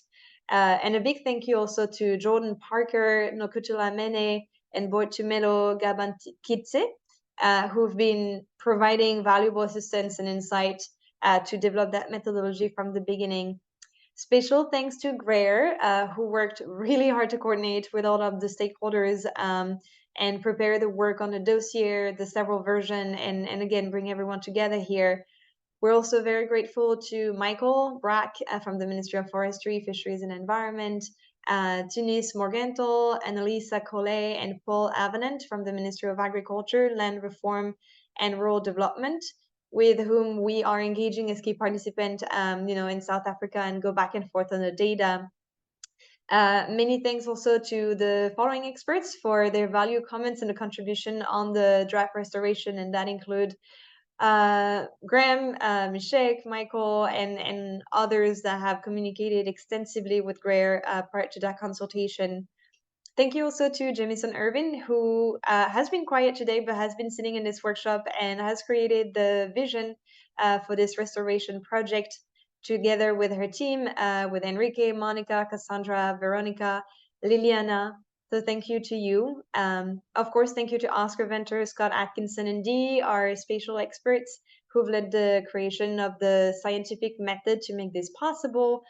And last but not least, thank you to all of you as experts and participants for sharing first your time and your knowledge to shape that project to ensure that it meets South Africa's needs. We will continue to count on you to develop and land this project, especially considering the latest comment that we had in the feedback session. And we really look forward to learning how to use the outcome of this project together. Thank you so much for being willing to engage with us in that project. With this, I will formally close the second stakeholder consultation for the project Restoring Hope in South Africa. It has been a pleasure to work with you as always, and I hope that this will happen again soon. Thank you so much. We will send this email with the resources shortly, and we look forward to the next time. Thank you, everyone. Have a great rest of your day wherever you are in the world. Thank you. Thanks, Marion. Thanks, bye-bye.